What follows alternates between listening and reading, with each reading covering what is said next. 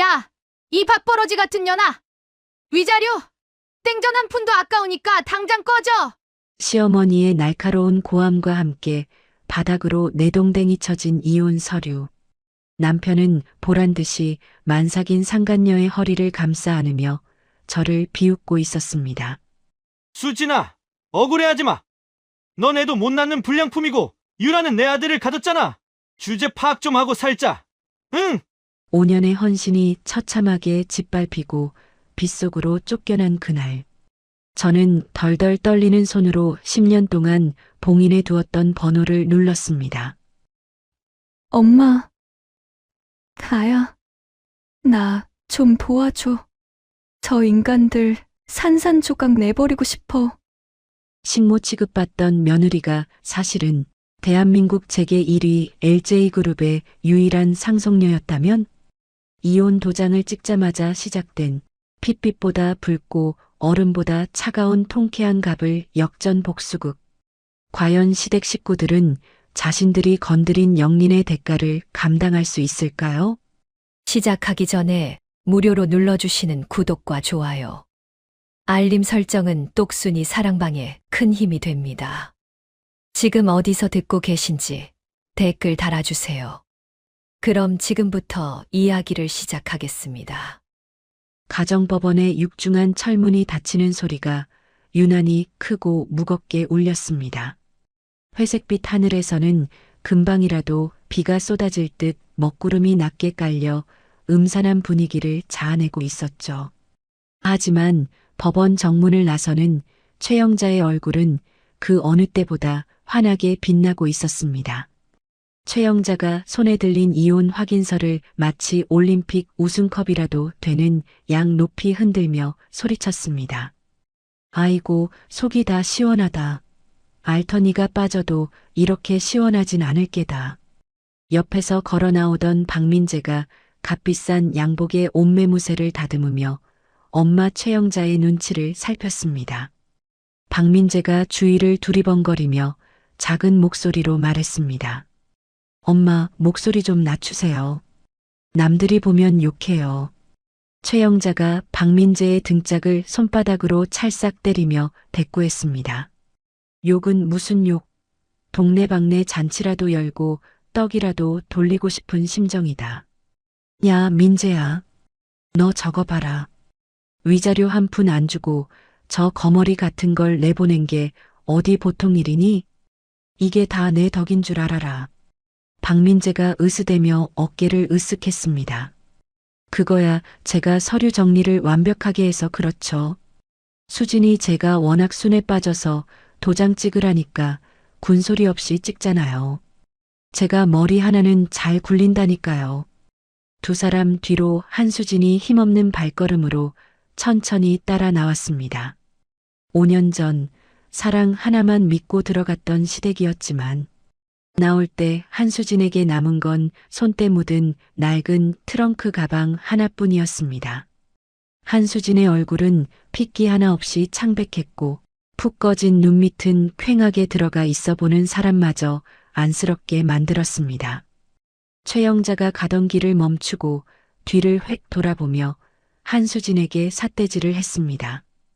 야, 너 거기서 청승맞게 뭐하니? 꿀단지라도 숨겨놓고 나왔어? 얼른 꺼져. 내 아들 앞길 막지 말고. 한수진이 입술을 피가 맺히도록 깨물며 고개를 들었습니다. 어머니, 아니, 최영자 씨. 저한테 정말 미안한 마음은 조금도 없으세요? 5년 동안 제가 이 집안을 위해 어떻게 살았는데요.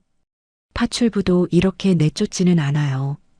최영자가 코웃음을 홱치며 비아냥거렸습니다. 미안? 누가 너더러 그렇게 살라고 등 떠밀었니? 네가 좋아서 내 발로 기어들어와 놓고선 이제 와서 딴소리야? 밥만 축내는 식충이 데리고 살아준 걸 고맙게 생각해야지. 주제 파악 좀 해라. 그때였습니다. 법원 주차장 쪽에서 검은색 고급 승용차 한 대가 미끄러지듯 들어와 그들 앞에 멈춰 섰습니다. 운전석 문이 열리고 배가 남산만하게 불룩 나온 젊은 여자가 내렸습니다. 임신 6개월 차에 접어든 이유라였습니다. 이유라가 짐짓 힘겨운 척 뒤뚱거리는 걸음으로 다가와 박민재의 팔짱을 꼈습니다. 오빠, 끝났어? 아유, 다리 아파. 우리 왕자님이 아빠 보고 싶다고 뱃속에서 얼마나 발길질을 해대던지. 박민재가 이유라의 푸른 배를 세상에서 가장 소중한 보물처럼 쓰다듬으며 해벌쭉 웃었습니다. 오구, 그랬어? 우리 아들, 아빠가 이제 자유의 몸이 되어서 돌아왔다. 이제 우리 세 식구 행복할 일만 남았네. 이유라가 한수진을 머리부터 발끝까지 훑어보며 입가에 비릿한 미소를 지었습니다. 이유라가 배를 쑥 내밀며 한수진에게 말했습니다. 언니, 그동안 고생했어요. 근데 어쩌죠? 여자는 자고로 배가 불러야 대접받는 건데. 제가 언니 대신 대를 이어드리게 돼서 참 다행이에요. 그쵸? 너무 서운해하지 마세요. 한수진의 주먹이 하얗게 질릴 정도로 부들부들 떨렸습니다. 불임이라는 이유로 받았던 온갖 멸시와 구박, 그리고 남편의 외도가 주마등처럼 스쳐 지나갔습니다. 그때 뒷짐을 지고 멀찍이 서 있던 시아버지 박만석이 헛기침을 크게 하며 나섰습니다. 옛말에 칠거지약이라고 했다. 아들을 못 낳는 건 며느리로서 가장 큰 죄야. 네가 덕이 부족해서 쫓겨나는 걸 누굴 탓하겠느냐. 집안 망치기 전에 썩 물러가라. 최영자가 이유라의 손을 잡으며 호들갑을 떨었습니다. 아이고, 비 오겠다. 하늘이 어둑어둑한 게 쏟아질 것 같아. 우리 귀한 며느리 비 맞으면 큰일 나지. 예, 얼른 차에 타라. 맛있는 거 먹으러 가자. 네 사람은 한수진을 길가에 굴러다니는 돌멩이 취급하며 승용차에 올라탔습니다. 박민재가 운전석 창문을 스르르 내리고 한수진에게 마지막 한마디를 던졌습니다. 잘 살아라. 다신 마주치지 말고. 아, 그리고 위자료 청구 소송 같은 거 할 생각 꿈도 꾸지 마. 우린 줄 돈 없으니까. 자동차가 바닥에 고인 흙탕물을 튀기며 법원 앞을 빠져나갔습니다.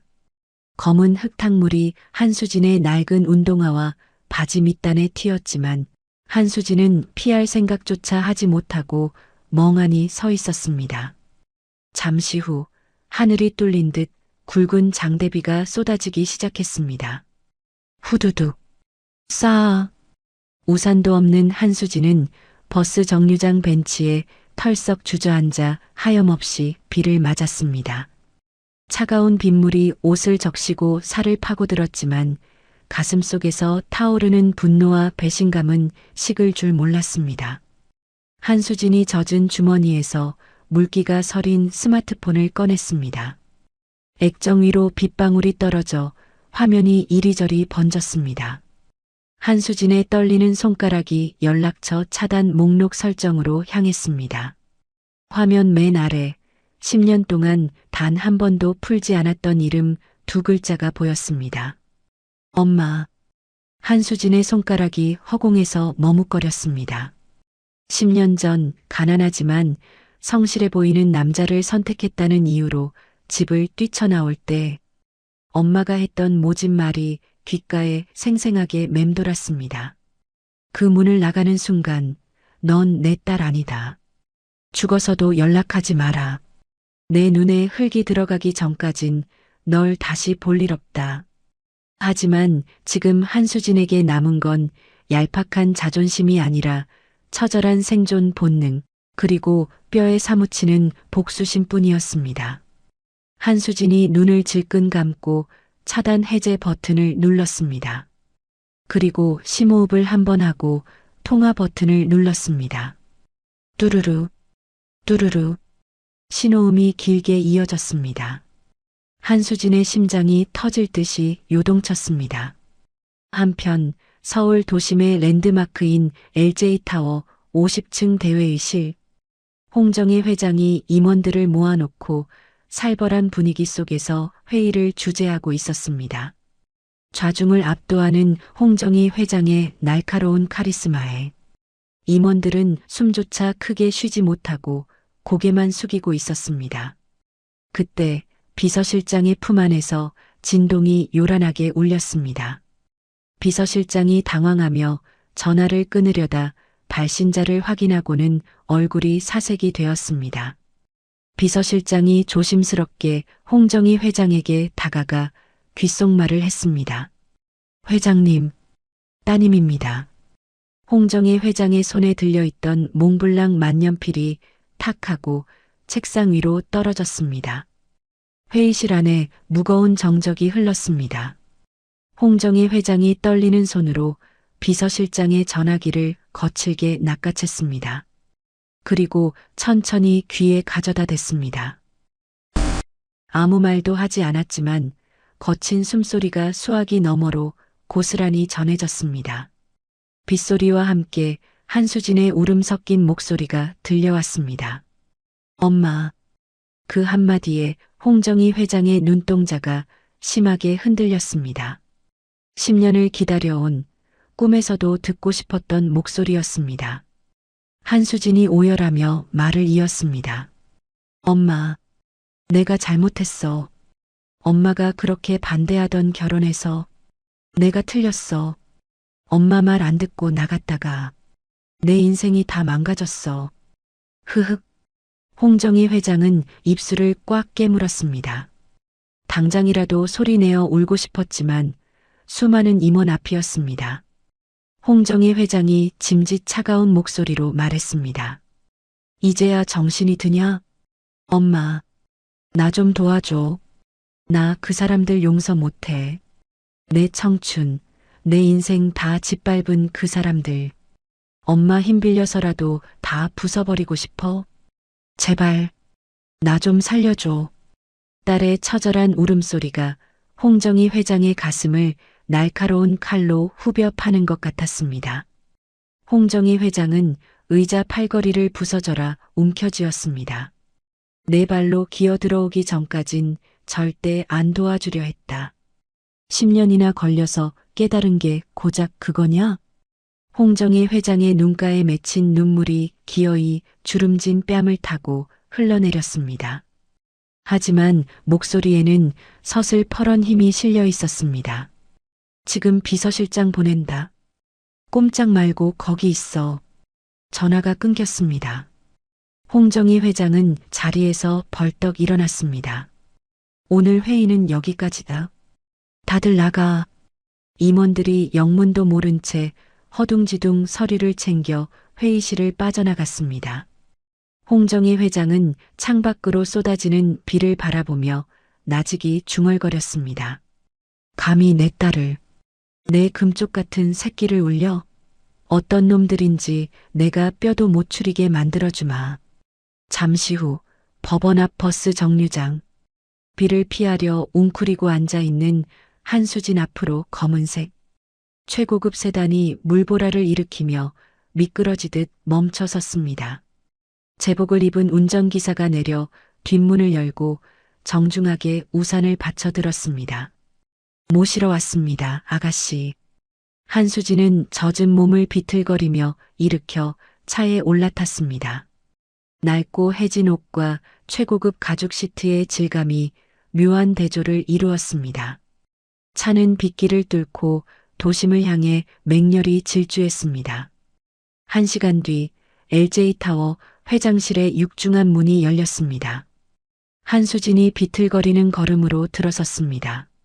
10년 전 풋풋하고 생기 넘치던 딸의 모습은 온데간데 없고 고생에 찌들어 늙어버린 여자가 서 있었습니다. 홍정희 회장은 그 모습을 보자마자 가슴이 무너져 내리는 것 같았습니다. 한수진이 홍정희 회장 앞으로 다가가 무릎을 털썩 꿇었습니다. 엄마, 연락 한 번 못해서 미안해. 정말 미안해. 한수진은 바닥에 엎드려 서럽게 통곡했습니다. 홍정희 회장이 다가와 딸의 어깨를 감싸 안아 일으켰습니다. 딸의 손은 거칠었고 마디마디가 굵어져 있었습니다. 5년 동안 시댁에서 식모처럼 살았다는 증거였습니다. 홍정희 회장이 딸의 손을 어루만지며 떨리는 목소리로 말했습니다. 일어나라. 내 딸이 왜 고개를 숙여? 죄 지은 놈들은 따로 있는데. 엄마 나 복수하고 싶어. 태성건설, 박민재, 최영자, 그리고 그 여자까지 다 지옥으로 보내버리고 싶어. 한수진의 젖은 눈에서 섬뜩한 도끼가 뿜어져 나왔습니다. 더 이상 예전의 순하디순한 한수진이 아니었습니다. 홍정희 회장은 딸의 눈물을 손수건으로 닦아주며 고개를 끄덕였습니다. 그래, 네가 원하는 대로 해주마. 태성건설, 그깟 구멍가게 네가 씹어먹어서 껍데기만 남겨버려라. 뒤처리는 이 엄마가 다 해줄 테니까. 홍정희 회장이 인터폰을 눌렀습니다. 법무팀장 들어오라고 해. 당장. 한수진은 눈물을 닦고 일어섰습니다. 창밖으로 보이는 서울 시내가 한눈에 들어왔습니다. 저 아래 어딘가에서 박민재와 최영자가 웃고 있을 생각을 하니 치가 떨렸습니다. 한수진이 주먹을 꽉 쥐었습니다. 기다려. 내가 받은 고통 천배만배로 돌려줄 테니까.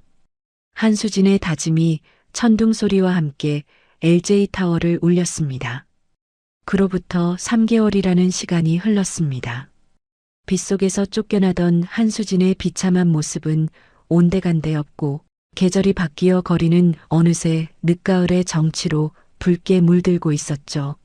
하지만 태성건설 사장 박민재의 마음은 한겨울 칼바람이 부는 벌판보다 더 춥고 조급했습니다. 자금난으로 허덕이던 태성건설에 유일한 동아줄이 내려왔기 때문입니다. 바로 재계 서열 1위 LJ그룹이 주관하는 스마트시티 랜드마크 건설 입찰이었습니다. 서울 강남의 특급 호텔 그랜드 볼룸. 입찰 설명회가 열리는 이곳은 대한민국 내로라 하는 건설사 관계자들로 발 디딜 틈이 없었습니다. 화려한 샹들리에 불빛 아래 사람들의 욕망이 이글거리고 있었죠. 박민재는 무리에서 맞춘 최고급 이탈리아산 정장을 빼입고 거울을 보며 넥타이를 매만졌습니다. 옆에 서 있던 최영자도 밍크쇼를 두르고 온몸에 금붙이를 휘감은 채 콧대를 한껏 세우고 있었습니다. 최영자가 주위를 두리번거리며 박민재의 팔을 툭 쳤습니다. 아들, 기죽지 마라. 우리 태성건설이 기술력은 최고 아니니? 이번 것만 따내면 우리도 이제 대기업 반열에 오르는 거야. 그럼 우리 손주 금수저 물고 태어나는 거지. 박민재가 거만하게 웃으며 고개를 끄덕였습니다. 걱정 마세요, 엄마. 제가 로비, 아니, 영업을 얼마나 열심히 뛰었는데요. LJ그룹 실무진이랑 이미 말이 다 통했다니까요. 이번 입찰은 따놓은 당상이에요. 두 사람은 VIP석 맨 앞줄에 자리를 잡고 앉았습니다. 박민재는 지나가는 대기업 임원들에게 명함을 돌리며 비굴하게 웃어 보였습니다. 안녕하십니까? 태성건설 박민재입니다. 잘 부탁드립니다. 하지만 사람들은 박민재의 명함을 받는 둥만은 둥 지나쳐버리기 일쑤였습니다. 박민재의 얼굴이 울그락불그락해질 무렵 장내 조명이 어두워지고 사회자의 목소리가 웅장하게 울려 퍼졌습니다. 지금부터 LJ그룹 스마트시티 건설 프로젝트 입찰 설명회를 시작하겠습니다. 이번 프로젝트의 총괄 책임을 맡으신 LJ그룹 전략기획 TF 팀장님을 소개합니다. 웅장한 음악과 함께 무대 중앙으로 화려한 스포트라이트가 쏟아졌습니다. 무대 뒤편에서 또각또각 날카로운 구두 굽소리가 정적을 깨고 들려왔습니다. 이윽고 모습을 드러낸 여자는 세련된 칼단발의 몸에 딱 붙는 짙은 네이비색 정장을 입고 있었습니다. 차가우면서도 지적인 아우라가 그녀의 온몸을 감싸고 있었죠. 단상에 선 여자가 천천히 고개를 들어 좌중을 둘러보았습니다. 그 순간 박민재의 눈이 튀어나갈 듯 커졌습니다. 박민재가 자리에서 벌떡 일어나며 소리쳤습니다. 수진아. 옆에 있던 최영자가 화들짝 놀라 박민재의 재킷 자락을 잡아당겼습니다. 얘가 미쳤나? 여기가 어디라고 소리를 질러? 그리고 수진이라니? 그 식충이가 여기 왜 있어? 박민재가 떨리는 손가락으로 무대 위를 가리켰습니다. 저기 좀 보세요. 저거 한수진 맞잖아요. 내 마누라. 아니, 전처요. 최영자가 눈을 가늘게 뜨고 무대 위를 노려보았습니다. 하지만 최영자는 고개를 절레절레 흔들었습니다. 아이고, 네가 요즘 헛것을 보는구나. 저렇게 귀티나는 여자가 그 구질구질한 한수진이라고? 닮은 사람이겠지. 세상에 닮은 사람이 얼마나 많은데. 그때 마이크를 잡은 한수진의 목소리가 장내에 울려 퍼졌습니다. 안녕하십니까. 전략기획 TF 팀장 한수진입니다. 한수진이라는 이름 세 글자가 박민재의 귓가에 벼락처럼 내리꽂혔습니다. 박민재는 다리에 힘이 풀려 의자에 털썩 주저앉았습니다.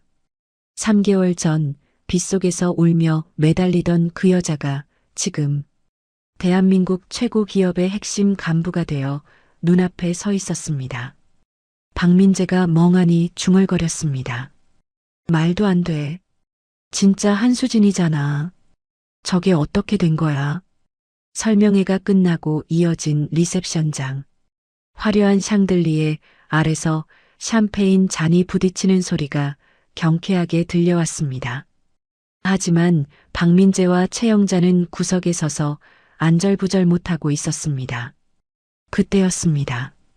사람들이 모세의 기적처럼 갈라지더니 한수진이 경호원들을 대동하고 그들 쪽으로 걸어왔습니다. 한수진의 뒤에는 LJ그룹 법무팀장 차도연이 그림자처럼 따르고 있었죠. 한수진이 박민재의 코앞에 멈춰 섰습니다. 그리고 우아하게 샴페인 잔을 들어 올리며 입을 열었습니다. 오랜만이네요, 박민재 사장님. 그리고 최영자 씨. 박민재는 침을 꿀꺽 삼켰습니다. 눈앞의 한수진은 예전에 그 순종적인 아내가 아니었습니다. 숨이 막힐 듯한 압박감이 밀려왔습니다. 박민재가 더듬거리며 말했습니다.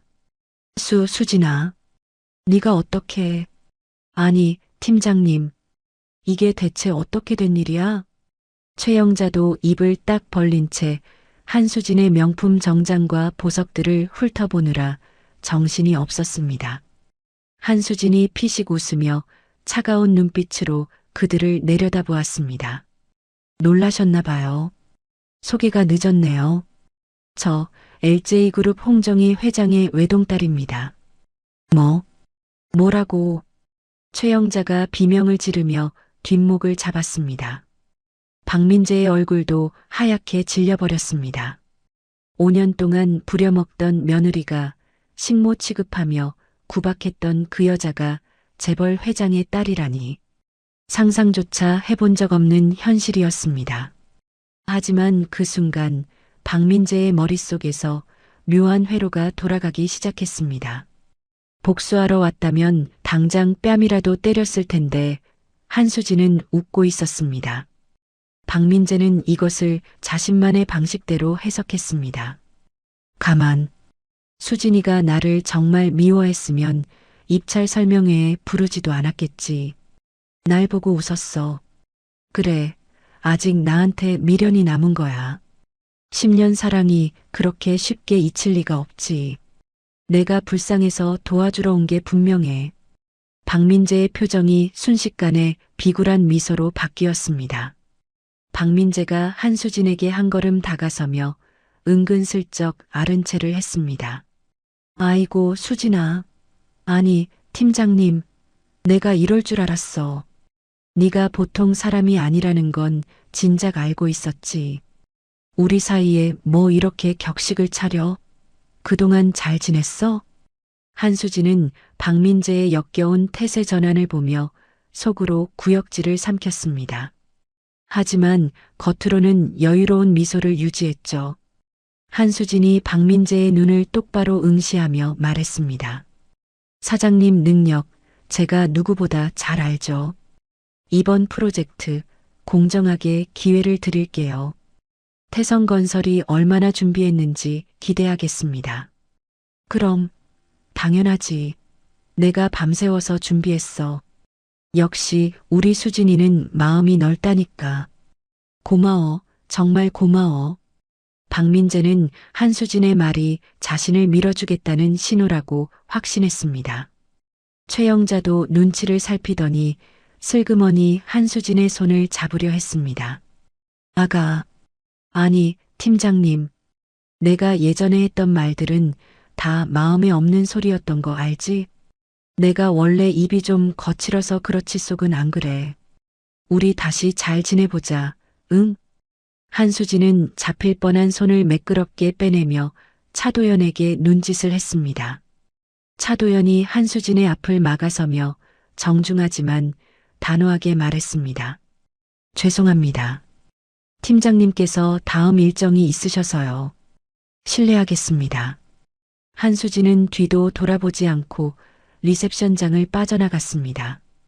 박민재는 멀어지는 한수진의 뒷모습을 보며 주먹을 불끈 쥐었습니다. 맞지, 엄마? 수진이가 나한테 눈짓하는 거 봤지? 쟤 아직 나 못 잊었어. 이번 입찰은 따놓은 당상이야. 그날 밤 박민재의 집. 박민재는 만삭에 가까워진 배를 안고 소파에 누워있는 이유라에게 침을 튀기며 무용담을 늘어놓았습니다. 유라야, 놀라지 마라. 수진이가 내 전처가 LJ그룹 딸이란다. 오늘 설명회에서 딱 마주쳤는데 나를 보는 눈빛이 예사롭지가 않더라니까. 이유라가 입에 물고 있던 포도를 뱉어내며 벌떡 일어났습니다. 뭐라고? 그 촌스러운 아줌마가 재벌 딸? 오빠 지금 꿈꿔? 진짜라니까? 오늘 명함도 받았어. 봐봐. LJ그룹 전략기획 TF 팀장 한수진. 박민재가 금박이 박힌 명함을 이유라의 코앞에 들이밀었습니다. 이유라의 눈동자가 흔들렸습니다. 질투심과 패배감이 동시에 밀려왔습니다. 자신이 뺏은 남자가 알고 보니 재벌 사위였다니 복권에 당첨되고도 종이를 찢어버린 꼴이었습니다. 하지만 이유라는 곧바로 표정을 바꿨습니다. 그녀의 머릿속 계산기가 빠르게 돌아갔습니다. 잠깐, 재벌 딸이라면 돈이 썩어난다는 거잖아. 오빠한테 미련이 남았다면 이걸 이용해 먹어야지. 이유라가 박민재의 팔에 매달리며 콧소리를 냈습니다. 오빠 그럼 더 잘된 거 아니야? 그 언니가 오빠한테 미안해서라도 뭐 하나 챙겨주려나 보다. 위자료도 안 받고 나갔으니까 찔리는 게 있겠지. 이번 공사 무조건 따내. 그리고 공사비 좀 넉넉하게 청구해서 우리 목 좀 챙기자. 응? 박민재가 이유라의 볼을 꼬집으며 낄낄거렸습니다. 아이고, 우리 여우. 역시 머리가 잘 돌아가. 걱정 마. 수진이는 내 손바닥 아니야. 내가 옛날 추억 좀 팔면 알아서 다 퍼줄 거다. 두 사람은 아직 오지도 않은 성공에 취해 샴페인을 터뜨렸습니다. 자신들의 목을 조여오는 올가미가 이미 목밑까지 차올랐다는 사실은 꿈에도 모른 채 말이죠. 다음 날 아침 LJ타워 50층 팀장실. 한수진은 창밖으로 서울 시내를 내려다보고 있었습니다. 3개월 전 어머니 앞에서 무릎 꿇고 울던 그 자리였습니다. 하지만 지금 그녀의 눈에는 눈물 대신 서늘한 도끼가 서려 있었습니다. 똑똑. 노크 소리와 함께 차도연이 두툼한 서류철을 들고 들어왔습니다. 팀장님, 태성건설 재무 분석 보고서입니다. 예상대로 엉망이더군요. 부채 비율이 400%가 넘습니다. 이 상태로 입찰에 참여하는 건 자살행위나 다름없습니다. 한수진이 천천히 돌아섰습니다. 그녀의 입가에 묘한 미소가 번졌습니다. 알아요. 그러니까 우리가 도와줘야죠. 그들이 스스로 무덤을 팔 수 있게 아주 성능 좋은 삽을 쥐어줘야 하지 않겠어요? 한수진이 책상 위에 놓인 태성건설 입찰 제안서에 붉은 펜으로 동그라미를 쳤습니다. 미끼는 물었어요. 이제 그들이 감당할 수 없는 아주 달콤하고 치명적인 독이 든 성배를 건넬 차례예요. 차 팀장님 준비하세요. 차도연이 고개를 끄덕이며 물었습니다. 어떻게 하시겠습니까? 계약 조건을 바꾸세요. 태성건설이 원한다면 초기 공사비 전액을 자체 조달하는 조건으로 시공권을 주겠다고 하세요.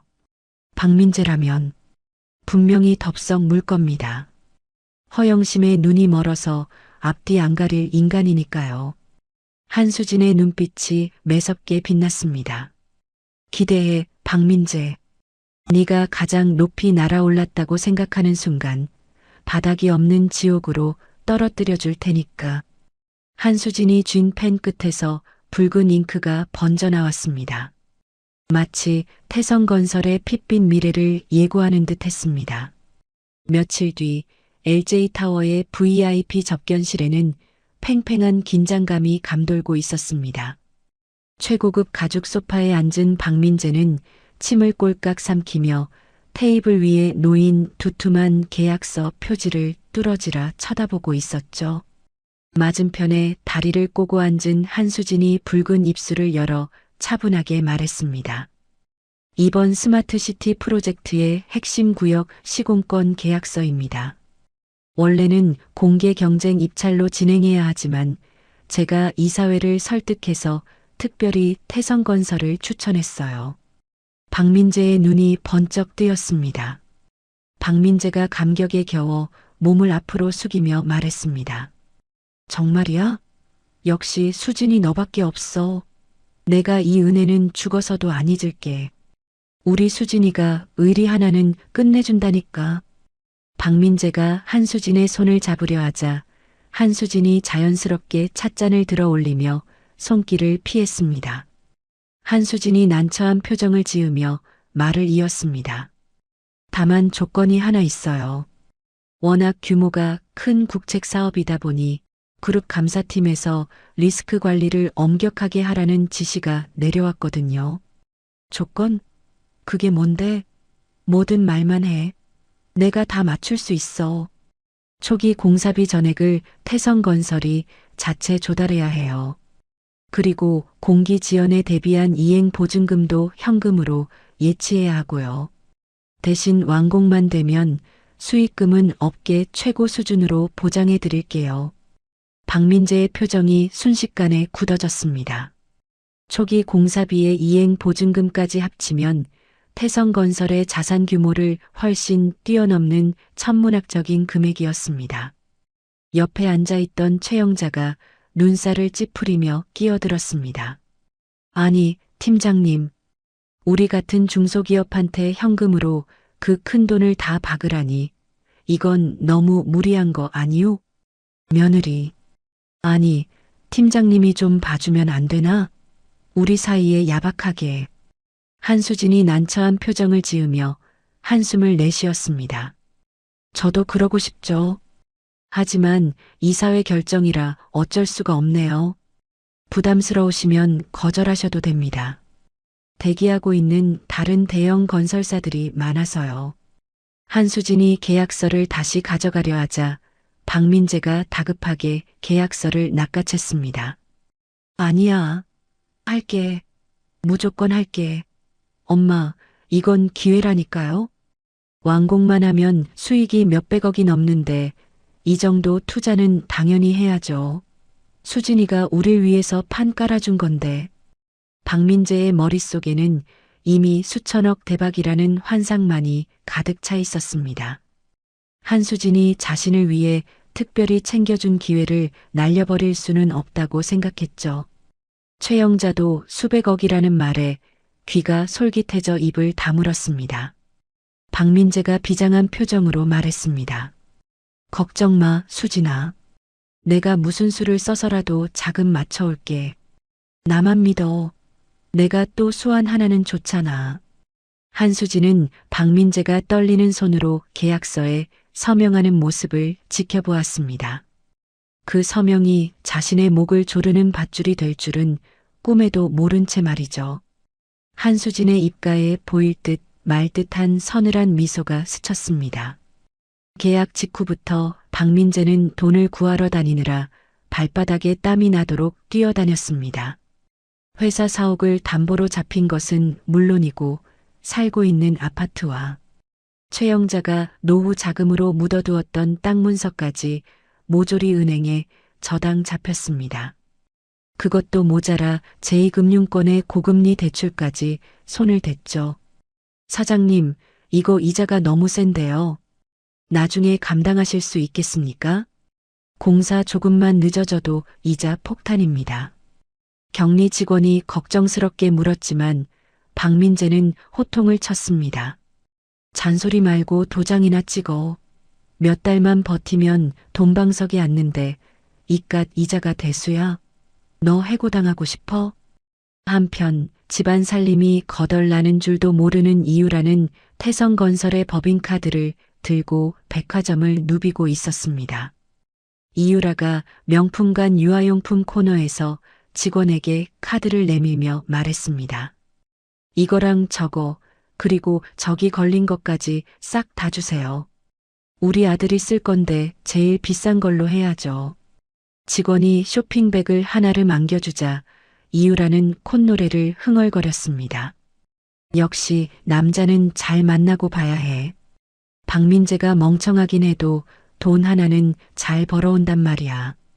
이 정도면 사모님 소리 들을 만하지. 이유라는 쇼핑을 마친 뒤 인적이 드문 골목길에 있는 허름한 카페로 향했습니다. 모자를 푹 눌러 쓴 남자가 구석자리에 앉아 다리를 떨고 있었죠. 이유라가 주위를 살피며 남자 맞은편에 앉았습니다.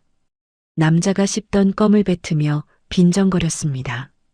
오, 사모님 오셨어? 때깔이 아주 좋아졌네. 백화점이라도 다녀오셨나 봐.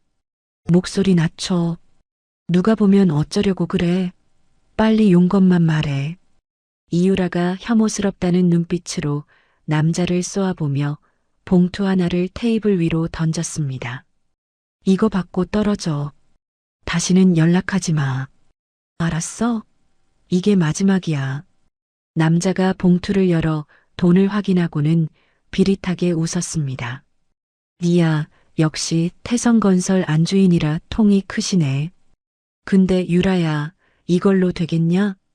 내 도박 빚이 좀 많아야지. 그리고 우리 애는 잘 크고 있냐?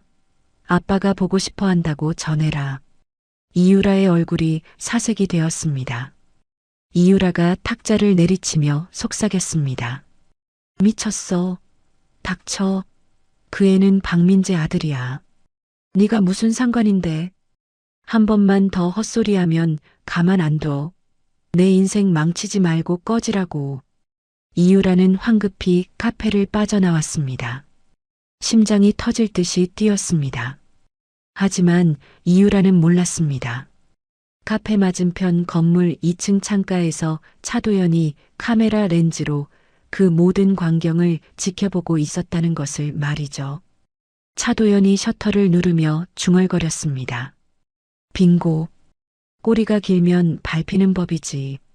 차도연은 곧바로 한수진에게 전화를 걸었습니다. 팀장님 찾았습니다. 이유라가 만나는 남자, 과거 유흥업소 웨이터 출신 도박 중독자입니다. 친자 확인용 검체 확보는 시간 문제일 것 같습니다. 전화기 너머로 한수진의 차분한 목소리가 들려왔습니다. 수고하셨어요.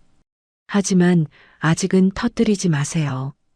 태성건설이 가장 높이 올라갔다고 착각할 때 그때 바닥으로 떨어뜨려야 하니까요.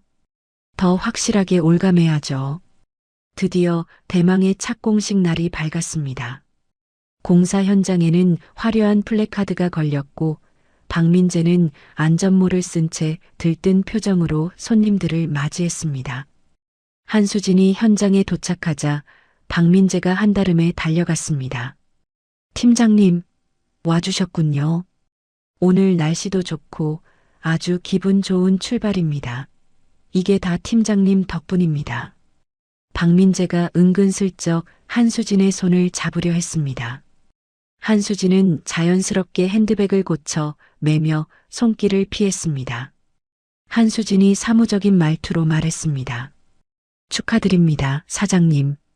하지만 공사는 이제 시작인 거 아시죠? 저희 그룹 감리 기준이 워낙 까다로워서요. 원칙대로 꼼꼼하게 진행해 주세요. 실수하면 용납 없습니다. 아, 걱정 마. 원칙? 내가 또 원칙주의자잖아. 하하. 수진이 네가 봐주는데 설마 무슨 일 있겠어? 박민재는 한수진의 경고를 농담으로 받아넘기며 호탕하게 웃었습니다. 하지만 그 웃음이 눈물로 바뀌는 데는 그리 오랜 시간이 걸리지 않았습니다. 공사가 시작된 지 불과 일주일 후 태성건설 현장 사무소는 아수라장이 되었습니다. LJ그룹에서 파견된 감리단장이 서류 뭉치를 책상에 던지며 소리쳤습니다. 박 사장님, 자재가 이게 뭡니까? 규격 미달이에요. 전량 반품하고 다시 가져오세요. 이런 싸구려를 어디다 쓰라는 겁니까? 네. 아니, 이 정도면 업계 통용 수준인데 너무 까다로운 거 아닙니까? 저번에는 괜찮다고 했잖아요. LJ그룹 기준에는 한참 미달입니다. 그리고 안전 펜스 높이도 규정보다 10cm 낮아요. 시정될 때까지 공사 전면 중단합니다. 중단이라뇨? 하루 쉬면 인건비랑 장비 대여료가 얼만데 사람 죽일 일 있습니까? 박민재가 펄쩍 뛰었지만 감리단장은 요지부동이었습니다. 그때부터 지옥이 시작되었습니다. 툭하면 자재 불량, 툭하면 안전 점검.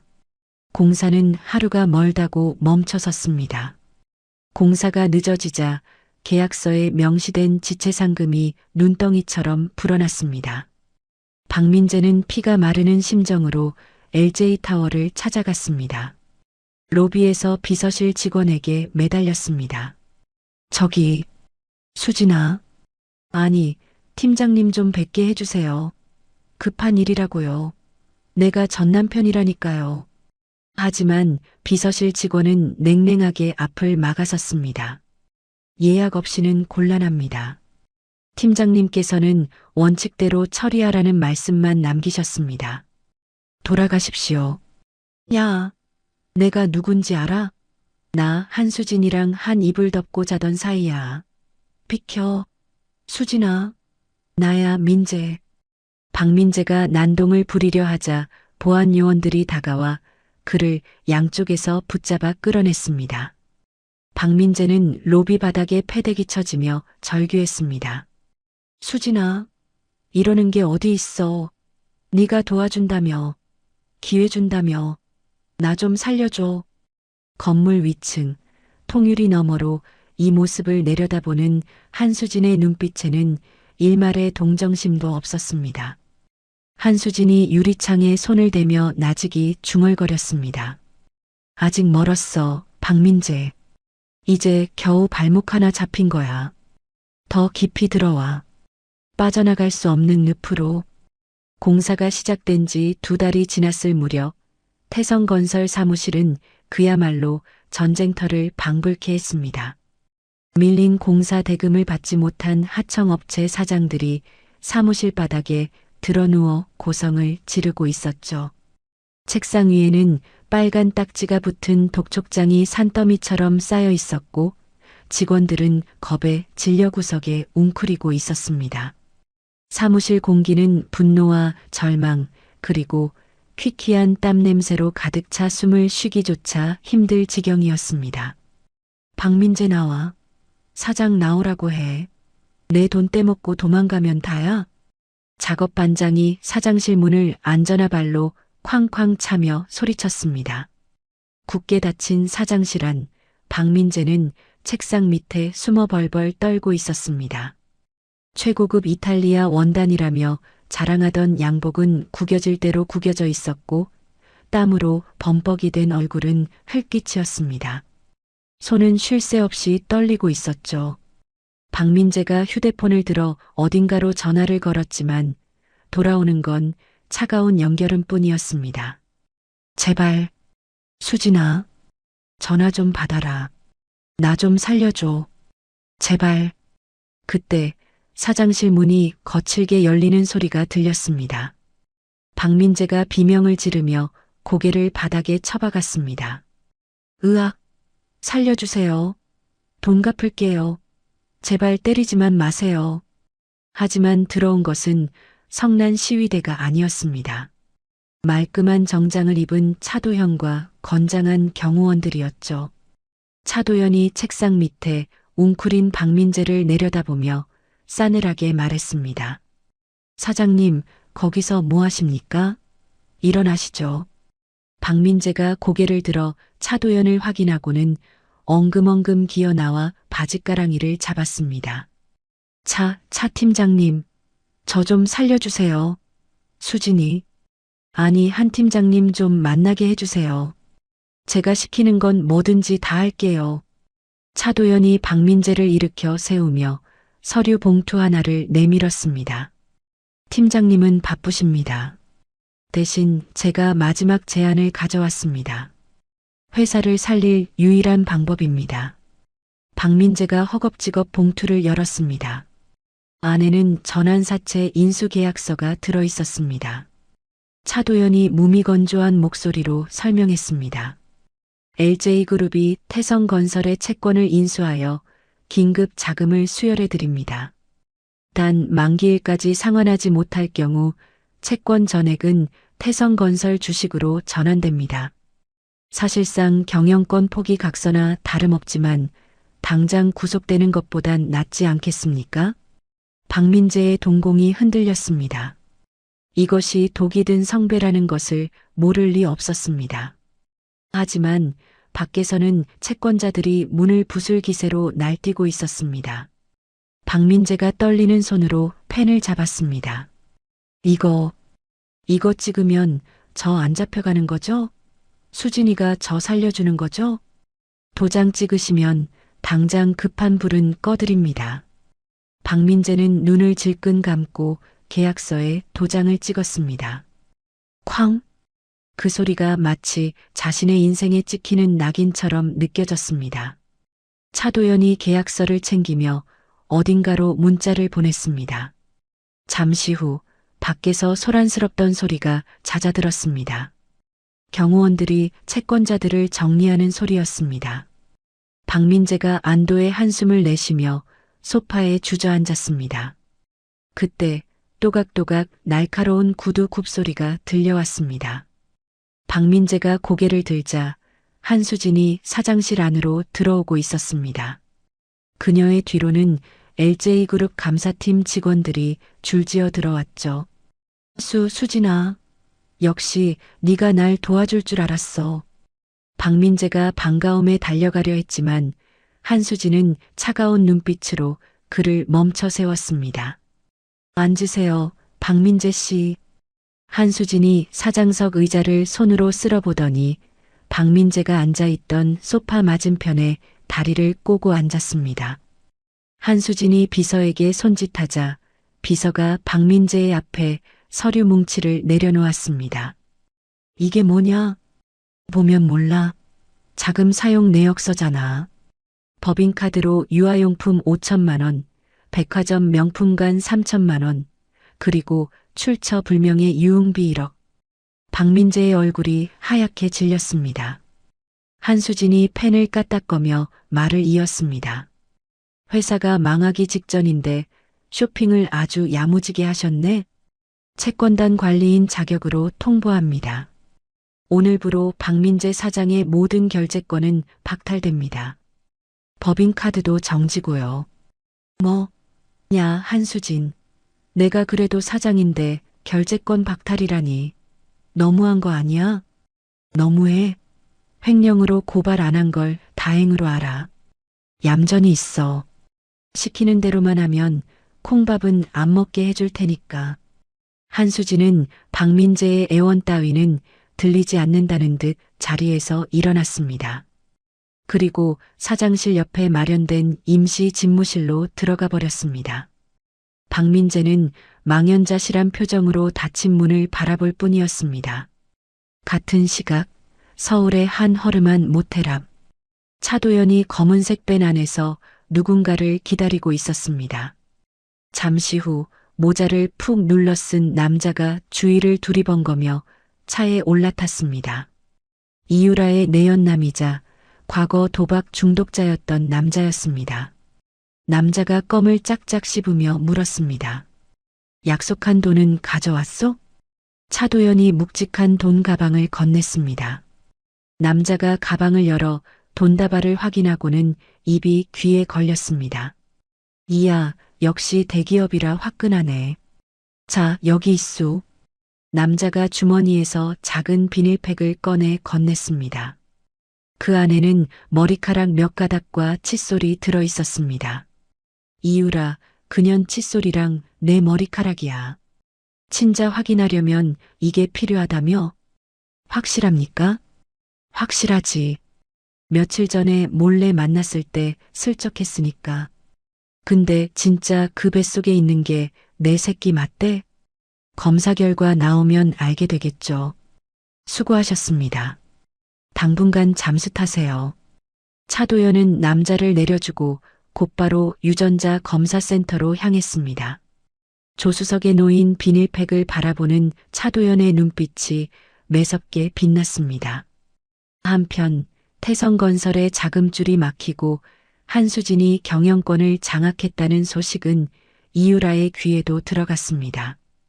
집에서 뒹굴거리던 이유라는 사색이 되어 벌떡 일어났습니다. 뭐야?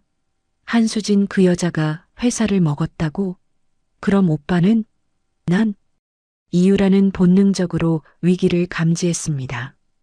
박민재는 이미 끈 떨어진 연이나 다름없었습니다.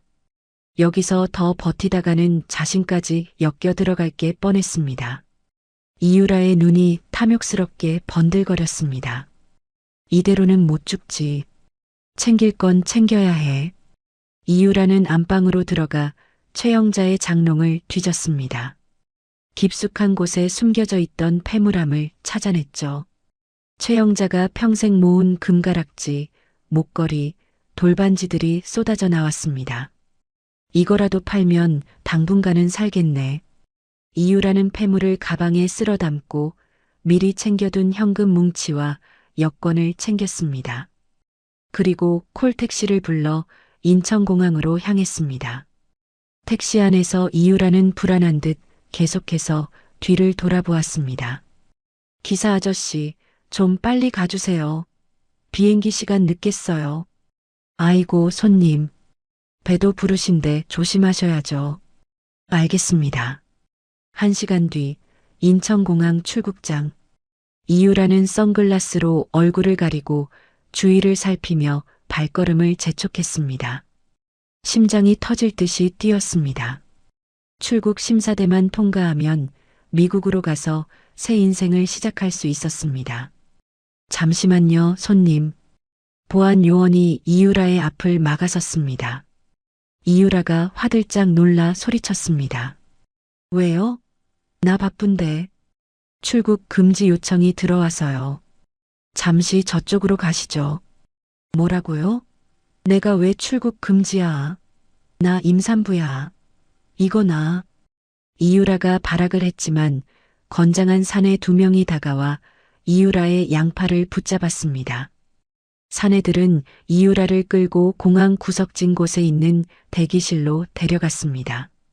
그곳에는 한수진의 비서가 태블릿 PC를 들고 기다리고 있었습니다. 비서가 태블릿 화면을 이유라에게 보여주었습니다. 화면 속에는 한수진이 차가운 표정으로 앉아 있었습니다. 어딜 그렇게 급하게 가, 이유라 씨? 이유라가 화면을 향해 악을 썼습니다. 너 뭐야?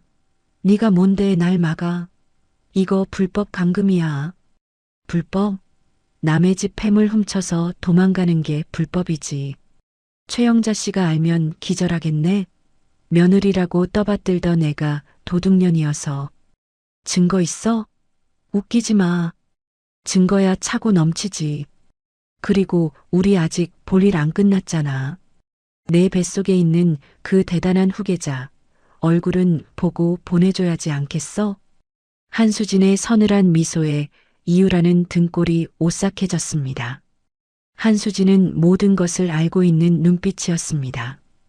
얌전히 돌아가. 내 발로 기어 들어가서 박민재 옆에 붙어 있어. 아직 내 허락 없이는 아무데도 못 가니까. 화면이 꺼졌습니다. 이유라는 다리에 힘이 풀려 주저앉았습니다. 도망칠 곳은 없었습니다. 도간의 든쥐 신세가 된 것입니다. 이유라가 입술을 깨물며 도끼 어린 눈을 떴습니다. 이대로는 안 당해. 절대 안 당해. 몇 시간 뒤 태성건설 사장실. 박민재는 넋이 나간 사람처럼 소파에 앉아 있었습니다. 그때 문이 벌컥 열리며 이유라가 들어왔습니다. 머리는 산발이 되어 있고 옷은 찢겨져 있었습니다. 이유라가 박민재를 보자마자 와락 안기며 통곡했습니다. 오빠, 흐엉엉, 나 죽는 줄 알았어. 유라야, 왜 그래? 무슨 일이야? 몰골이 이게 뭐야? 박민재가 놀라서 이유라를 살폈습니다. 이유라가 닭똥 같은 눈물을 뚝뚝 흘리며 거짓말을 쏟아냈습니다. 한수진, 그 여자가 사람 시켜서 나 납치하려고 했어. 공항에 바람 쐬러 갔는데 깡패들을 보내서 나를 끌고 가려고 했단 말이야. 우리 아기 잘못되는 줄 알고 얼마나 무서웠는데. 뭐, 수진이가 널 납치해? 그래. 그 여자가 나한테 뭐라고 했는지 알아? 내 뱃속에 있는 애 죽여버리겠대. 오빠랑 나랑 행복한 꼴 못 본다고 다 없애버리겠대. 오빠, 나 무서워. 우리 지켜줘. 응? 이유라의 뻔뻔한 연기에 박민재의 눈이 뒤집혔습니다. 감히 내 아들을 건드려? 아무리 미워도 그렇지 뱃속의 애까지 해코지하려 했다는 말에 이성이 마비되었습니다. 박민재가 자리를 박차고 일어났습니다. 이 여자가 진짜 돌았나? 내가 가만 안 둬. 박민재는 씩씩거리며 사장실을 나섰습니다. 그리고 바로 옆에 있는 한수진의 집무실 문을 발로 쾅 찼습니다. 야, 한수진, 너 나와.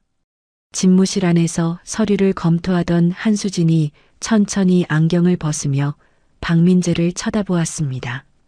노크도 없이 뭐 하는 짓입니까? 노크? 웃기고 있네. 야, 너 유라한테 깡패 보냈다며? 애 지우라고 협박했다며? 네가 그러고도 사람이야? 어떻게 임산부한테 그딴 짓을 해? 박민재가 한수진의 책상을 내리치며 고래고래 소리를 질렀습니다. 한수진은 기가 차다는 듯 헛웃음을 터뜨렸습니다. 이유라가 그러던가요? 깡패를 보내서 애를 지우라고 했다고? 그래, 유라가 거짓말하겠냐? 너 질투나서 그러는 거 다 알아. 나 못 가져서 안달난 거잖아. 그렇다고 애를 건드려? 너 진짜 바닥이다. 박민재의 말도 안 되는 망상에 한수진의 표정이 싸늘하게 굳었습니다. 한수진이 자리에서 일어나 박민재 앞으로 다가갔습니다. 질투? 내가 너 같은 걸? 착각도 정도껏 해. 그리고 이유라가 왜 공항에 갔는지는 물어봤어?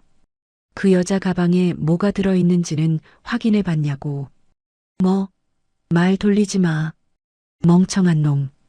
똥인지 된장인지 구분도 못하고 날뛰기는. 한수진이 인터폰을 눌렀습니다. 보안팀 들어와서 이 사람 끌어내세요. 업무 방해입니다. 뭐, 야, 내가 사장이야. 이거 안 나? 곧바로 들이닥친 건장한 보안 요원들이 박민재의 양팔을 결박했습니다. 박민재는 발버둥을 쳤지만 역부족이었습니다. 한수진, 두고 보자. 내가 가만 안 있을 거야. 우리 유라 건드리면 너 죽여버릴 거야. 박민재는 질질 끌려나가면서도 악담을 퍼부었습니다. 보안 요원들은 박민재를 회사 정문방, 비가 내려 진창이 된 화단에 패대기 쳤습니다. 으악! 박민재는 진흙탕 속에 처박혀 꼴사나온 모습으로 나뒹굴었습니다. 지나가던 직원들이 그 모습을 보며 수군거렸습니다. 3개월 전 뼛속까지 시린 비를 맞으며 쫓겨나던 한수진의 모습과는 정반대였지만 그 처량함은 배가 되어 있었습니다. 2층 테라스에서 이 광경을 내려다보던 한수진이 와인잔을 흔들며 중얼거렸습니다. 그래, 더 지져봐. 그래야 나중에 목줄이 조일 때 더 아플 테니까. 한수진의 뒤로 차도연이 다가와 조용히 보고했습니다. 팀장님, 유전자 검사 결과가 내일 나옵니다. 타이밍 좋네요. 내일은 태성건설 창립 기념일이니까요. 선물을 아주 거하게 줘야겠어요. 한수진의 눈빛이 밤하늘의 번개처럼 번쩍였습니다.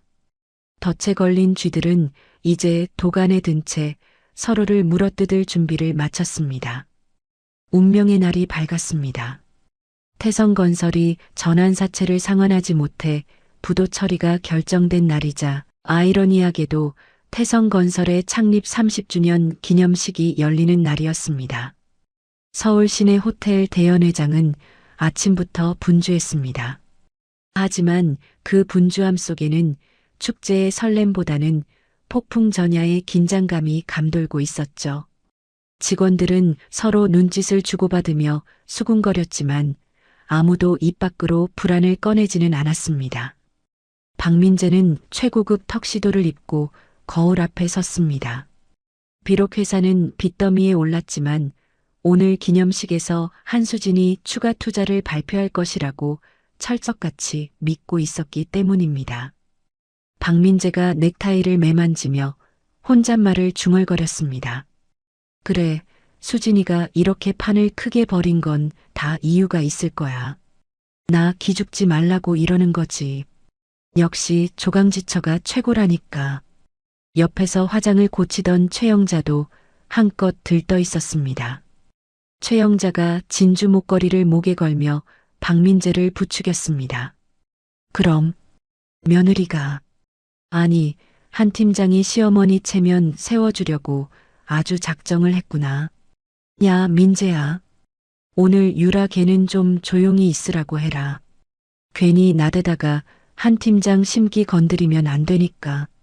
그 시각 이유라는 대기실 구석에서 손톱을 물어뜯고 있었습니다. 며칠 전 공항에서 쫓겨난 이후로 불안감은 극에 달해 있었습니다. 이유라가 부들부들 떨리는 손으로 배를 감싸쥐었습니다. 이대로는 안 돼. 분명 무슨 일이 터질 거야. 어떻게든 살아남아야 해. 내 뱃속에 있는 이 패를 써먹어야 해. 이유라의 눈빛이 도끼로 번들거렸습니다. 드디어 행사가 시작되었습니다. 웅장한 오케스트라 연주와 함께 화려한 조명이 켜졌습니다. 박민재와 최영자가 의기양양하게 행사장으로 들어섰습니다. 하지만 상석인 헤드 테이블에는 그들의 이름표가 없었습니다. 박민재가 당황하며 진행 요원을 붙잡았습니다. 이봐, 내 자리가 어디야? 사장 자리가 왜 없어? 진행 요원이 난처한 표정으로 대답했습니다. 죄송합니다. 오늘은 LJ그룹 주간 행사라 좌석 배치가 변경되었습니다. 저쪽 뒤편 테이블로 가시죠. 뭐? 뒤편? 야, 내가 이 회사 주인이야. 어디서 감히. 박민재가 고성을 지르며 소란을 피우려던 찰나 사회자의 안내 멘트가 울려 퍼졌습니다. 지금부터 태성건설 창립 30주년 기념식 및 비전 선포식을 시작하겠습니다. 오늘 행사를 주관하신 LJ그룹 한수진 부사장님을 모시겠습니다. 부사장이라는 직함에 장내가 술렁거렸습니다. 박민재의 눈이 휘둥그레졌습니다. 무대 중앙이 갈라지며 한수진이 등장했습니다. 칠흑 같은 검은 드레스를 입은 한수진은 마치 장례식에 온 상주처럼 혹은 심판을 내리는 재판관처럼 엄숙하고 냉랭한 표정이었습니다. 한수진이 단상에 올라 마이크를 잡았습니다. 반갑습니다. LJ그룹 부사장 한수진입니다. 오늘 저는 여러분께 태성건설의 새로운 미래를 말씀드리기 위해 이 자리에 섰습니다. 박민재가 최영자의 팔을 꽉 잡으며 흥분해서 속삭였습니다. 엄마 들었어? 새로운 미래래. 투자 발표하려나 봐. 한수진이 차가운 눈으로 박민재 쪽을 한번 응시하더니 스크린을 향해 손짓했습니다. 태성건설은 지난 수년간 경영진의 무능과 방만 경영 그리고 횡령으로 인해 회생 불가능한 상태에 이르렀습니다. 이에 채권단인 LJ그룹은 전환사채의 주식 전환권을 행사하여 오늘부로 태성건설의 지분 100%를 확보했습니다. 스크린에 주주 명부가 띄워졌습니다. 최대 주주 LJ그룹 100%. 박민재의 이름은 어디에도 없었습니다. 장내에 정적이 흘렀습니다. 직원들은 숨을 죽였고 박민재는 입을 벌린 채 굳어버렸습니다. 한수진의 선고가 이어졌습니다. 따라서 저는 최대 주주의 권한으로 현 태성건설 대표이사 박민재를 포함한 경영진 전원을 해임합니다. 또한 박민재 씨를 특정경제범죄 가중처벌 등에 관한 법률 위반, 즉 업무상 횡령 및 배임 혐의로 검찰에 고발 조치하였습니다.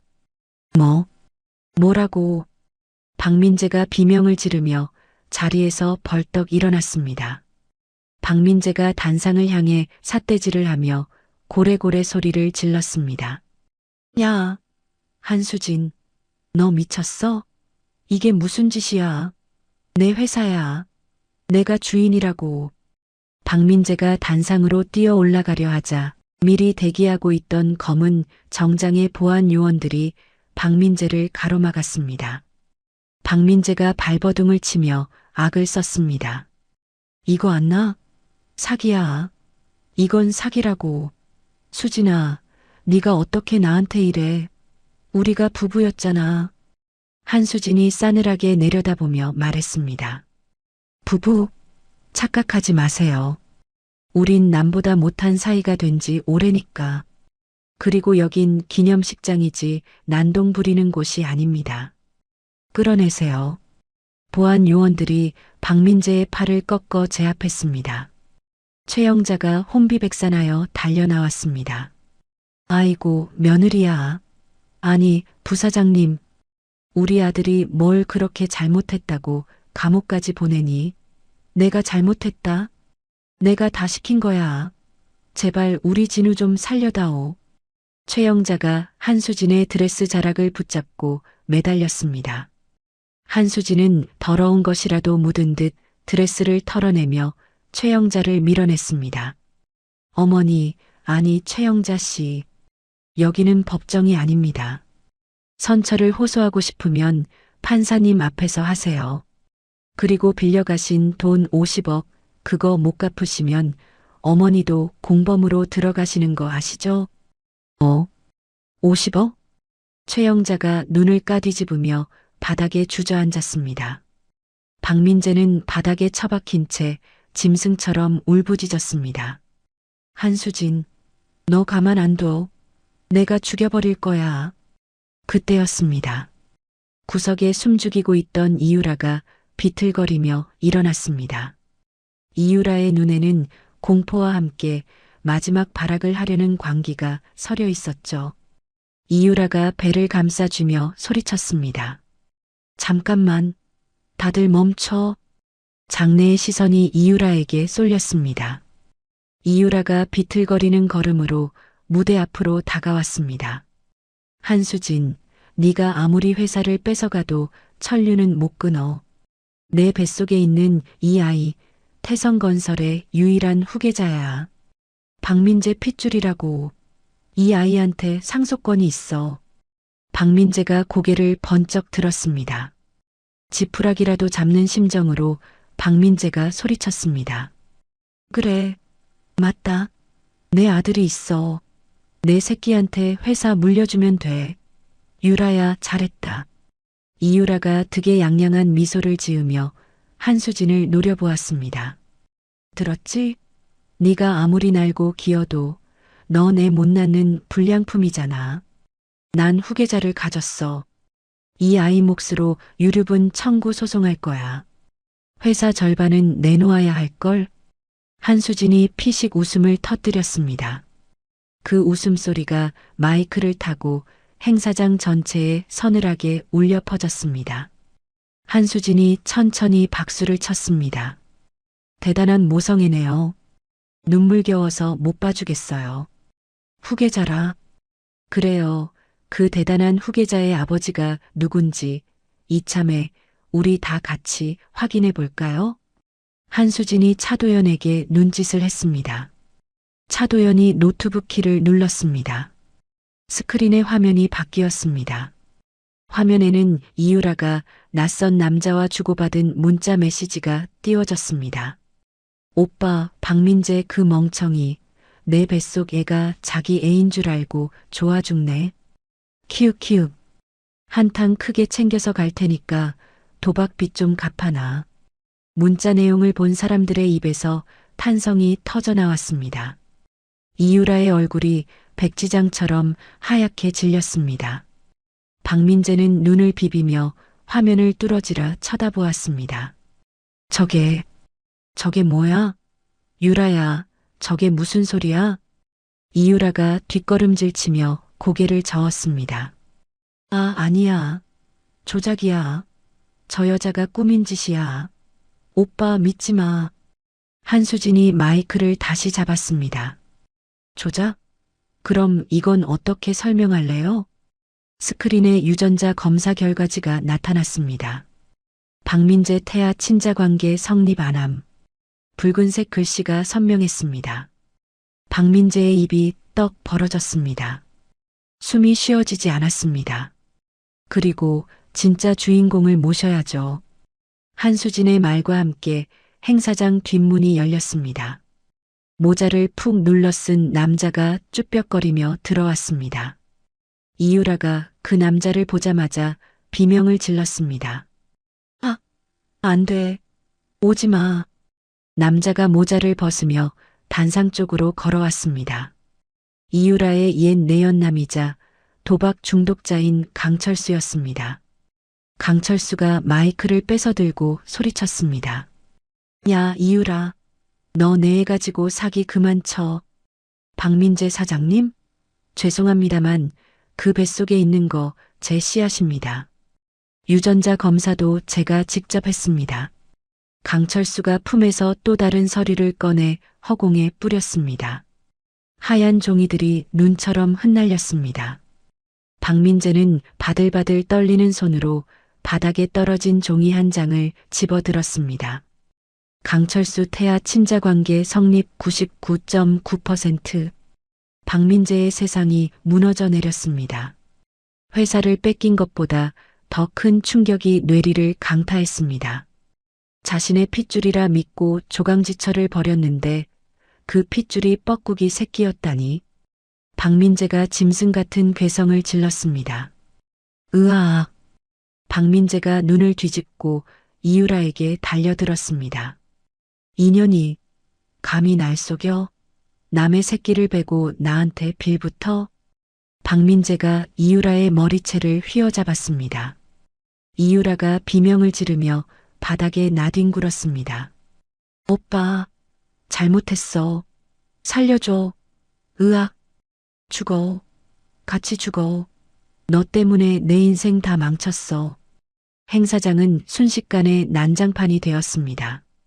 박민재는 미친 사람처럼 이유라를 짓밟으려 했고 최영자는 그 사이에서 혼절하여 거품을 물었습니다. 강철수는 이 상황이 무서운지 슬금슬금 뒷걸음질을 쳤습니다. 한수진은 단상 위에서 이 모든 광경을 무표정하게 내려다보고 있었습니다. 5년 전 자신이 겪었던 지옥을 그들이 똑같이 맛보고 있었습니다. 아니, 그보다 더 처참한 지옥이었습니다. 경찰 부르세요. 한수진의 차분한 목소리에 대기하고 있던 경찰들이 들이닥쳤습니다. 경찰들이 박민재와 이유라를 떼어놓고 수갑을 채웠습니다. 박민재는 바닥에 얼굴이 눌린 채 한수진을 올려다보았습니다. 그의 눈에는 피눈물이 고여 있었습니다. 수진아, 내가 잘못했다. 내가 미쳤었어. 한 번만 용서해줘. 한수진이 천천히 계단을 내려와 박민재 앞에 섰습니다. 그리고 허리를 숙여 박민재의 귓가에 나직이 속삭였습니다. 용서?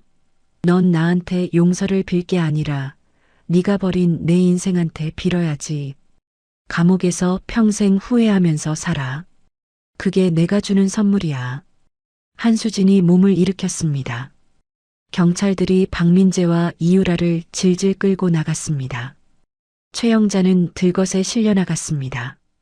화려했던 기념식장은 텅 비었고 바닥에는 찢어진 축하 화환과 흩날린 서류들만이 나뒹굴고 있었습니다. 한수진은 텅 빈 연회장을 뒤로하고 돌아섰습니다.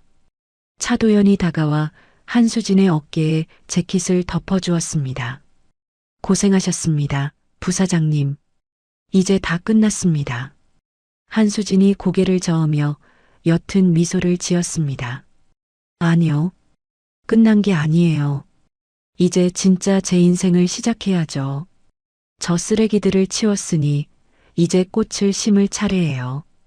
한수진의 발걸음은 그 어느 때보다 가볍고 당당했습니다. 태성건설의 간판이 내려지고 새로운 시대가 열리는 순간이었습니다. 며칠 후 서울 변두리의 허름한 여관방. 퀴퀴한 곰팡이 냄새가 진동하는 좁은 방 안에 세 사람이 구겨지듯 앉아 있었습니다. 박민재, 최영자, 그리고 이유라였습니다. 화려했던 파티복은 꼬질꼬질하게 때가 탔고 얼굴에는 수심과 도끼가 가득했죠. 박민재가 먹다 남은 소주병을 바닥에 집어 던지며 소리쳤습니다. 에이씨, 이게 다 너 때문이야. 네가 사기만 안 쳤어도 내가 수진이한테 빌어서라도 회사 남았을 거 아니야. 박민재가 이유라에게 삿대질을 해대자 이유라가 코웃음을 치며 대들었습니다. 누구 보고 탓을 해? 오빠가 멍청해서 속은 거잖아. 그리고 넌 뭐 잘한 거 있어? 횡령은 오빠가 했지 내가 했어? 나도 피해자라고. 뭐, 인연이 주둥이 안 닥쳐? 남의 씨앗을 베고 나를 농락해? 박민재가 손을 치켜들자 최영자가 아들을 말리며 통곡했습니다. 아이고, 그만해라. 지겨워 죽겠다. 당장 내일 먹을 쌀도 없는데 싸움질이냐? 수진이 그 독한 년은 우리를 알거지로 만들고지 혼자 잘 먹고 잘 사는데 우린 여기서 이게 무슨 꼴이냐고. 최영자의 말에 방 안에 정적이 흘렀습니다. TV 뉴스에서는 한수진이 태성건설을 정상화하고 있다는 소식이 흘러나오고 있었죠.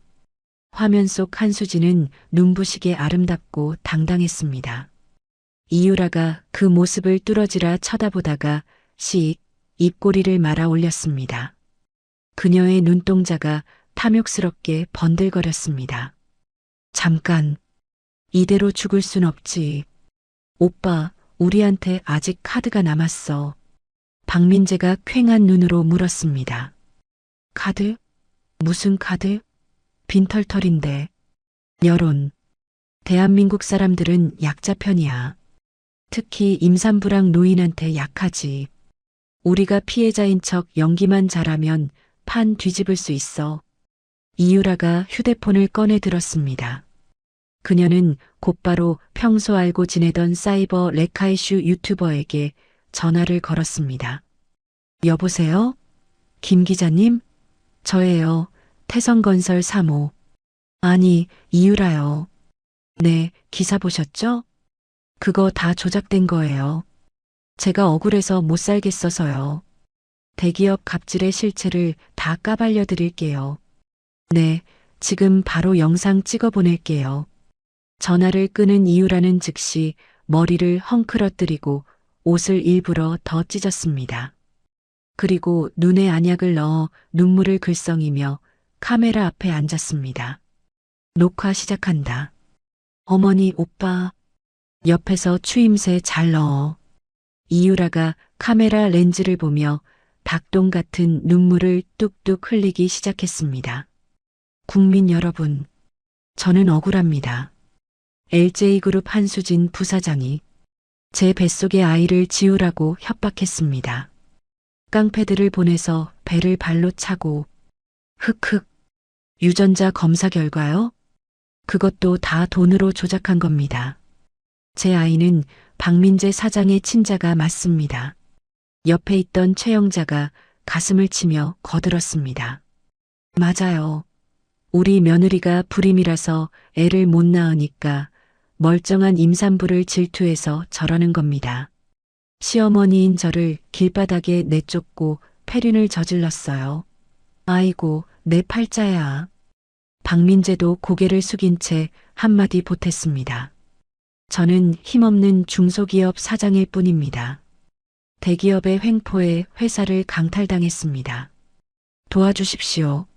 이 영상은 재벌가 상속녀의 두 얼굴, 임산부 폭행과 기업 강탈의 진실이라는 자극적인 제목으로 인터넷에 퍼져나갔습니다. 사실 확인도 되지 않은 가짜 뉴스였지만 조회수는 폭발적이었습니다. 대중은 분노했습니다. 와, 재벌이면 다냐? 유전자 조작 소름 돋네. 불임이라서 열등감 폭발했나 봄. 임산부를 건드리는 건 선 넘었지. LJ그룹 불매운동 합시다. 한수진 물러나라. 여론은 순식간에 한수진을 마녀 사냥하기 시작했습니다. 다음 날 아침 LJ타워 앞 수백 명의 시위대가 몰려와 피켓을 들고 고성을 지르고 있었습니다. 계란과 밀가루가 회사 로비 유리창으로 날아들었습니다. 악녀 한수진은 사퇴하라. 태성건설 돌려줘라. 최영자는 시위대 맨 앞에 돗자리를 깔고 드러누웠습니다. 머리에는 결사반대띠를 두르고 지나가는 사람들의 바짓가랑이를 잡으며 호소했죠. 여러분, 제 말 좀 들어보세요. 며느리가 시어머니를 굶겨 죽이려고 합니다. 제가 5년 동안 손발이 다 닳도록 수발을 들었는데 배은망덕한 년이 저를 내쫓았습니다. 기자들이 플래시를 터뜨리며 최영자의 일거수일투족을 생중계했습니다. LJ타워 50층 부사장실. 홍정희 회장이 창밖의 시위대를 내려다보며 혀를 찼습니다. 저런 거머리 같은 것들. 내가 법무팀 시켜서 싹 다 치워버리라고 했다. 너는 신경 쓰지 마라. 하지만 소파에 앉아 태블릿 PC로 댓글 반응을 살피던 한수진의 표정은 의외로 차분했습니다. 한수진이 찻잔을 내려놓으며 말했습니다. 아니요, 엄마. 놔두세요. 저들이 바닥을 보일 때까지 기다려야 해요. 지금 섣불리 대응하면 오히려 의욕만 키울 뿐이에요. 하지만 회사가 시끄러워서야 원. 내 이미지도 타격이 크다. 이미지야 다시 만들면 되죠. 하지만 저들의 죄는 확실하게 증명해야 하니까요. 엄마, 저 잠깐 로비에 다녀올게요. 뭐? 저 난리통에 거길 가겠다고? 위험하다. 걱정 마세요. 저한테 다 생각이 있어요. 한수진은 경호원들을 대동하고 1층 로비로 내려갔습니다. 회전문이 열리고 한수진이 나타나자 시위대는 더욱 흥분해서 소리를 질렀습니다. 계란 하나가 날아와 한수진의 어깨에 맞았지만 한수진은 눈 하나 깜짝하지 않았습니다. 한수진은 꼿꼿한 자세로 최영자 앞으로 걸어갔습니다. 최영자는 한수진을 보자마자 더욱 크게 곡소리를 냈습니다. 아이고, 저 악마 같은 년이 나왔네. 나를 죽여라. 차라리 죽여. 기자들이 마이크를 들이밀었습니다. 한수진은 표정 변화 없이 비서에게 손짓했습니다. 비서가 따뜻한 커피 한 잔을 가져왔습니다. 한수진이 몸을 숙여 최영자에게 커피를 건넸습니다. 마치 시어머니를 걱정하는 며느리처럼 부드러운 동작이었습니다. 하지만 한수진의 입에서는 서리빨 같은 경고가 흘러나왔습니다. 어머니, 날씨도 추운데 고생이 많으시네요. 커피 한 잔 드세요. 이거 치워. 독 탔을지 누가 알아? 최영자가 커피잔을 쳐내려 하자 한수진이 재빠르게 최영자의 귀에 입을 가져다 댔습니다. 기자들에게는 들리지 않을 만큼 아주 작고 섬뜩한 목소리였습니다. 최영자 씨, 지금 여기서 이러고 계실 때가 아닐 텐데요. 아드님 형량이 5년에서 10년으로 늘어나는 소리 안 들리세요? 최영자의 눈동자가 흔들렸습니다. 뭐라고? 허위사실 유포에 명예훼손, 업무방해까지. 지금 찍히는 이 영상들이 다 증거가 돼서 박민재 씨 감옥에서 못 나오게 할 겁니다. 아들 영영 못 보고 싶으시면 계속하세요. 한수진이 고개를 들고 기자들을 향해 슬픈 미소를 지어 보였습니다. 어머님께서 많이 편찮으셔서 헛소리를 하시네요. 치매 초기 증상이 있으셔서 제가 잘 모시겠습니다. 한수진은 멍하니 굳어버린 최영자의 어깨를 토닥이고는 유유히 로비를 빠져나갔습니다. 최영자는 사시나무 떨듯 떨며 주저앉았습니다. 아들이 감옥에서 10년이나 썩을 수 있다는 말에 공포가 밀려온 것입니다. 최영자는 주섬주섬 돗자리를 챙겨 도망치듯 자리를 떴습니다. 기자들은 효심 깊은 며느리와 치매 걸린 시어머니라는 새로운 프레임으로 기사를 쏟아내기 시작했습니다. 그날 밤 다시 여관방.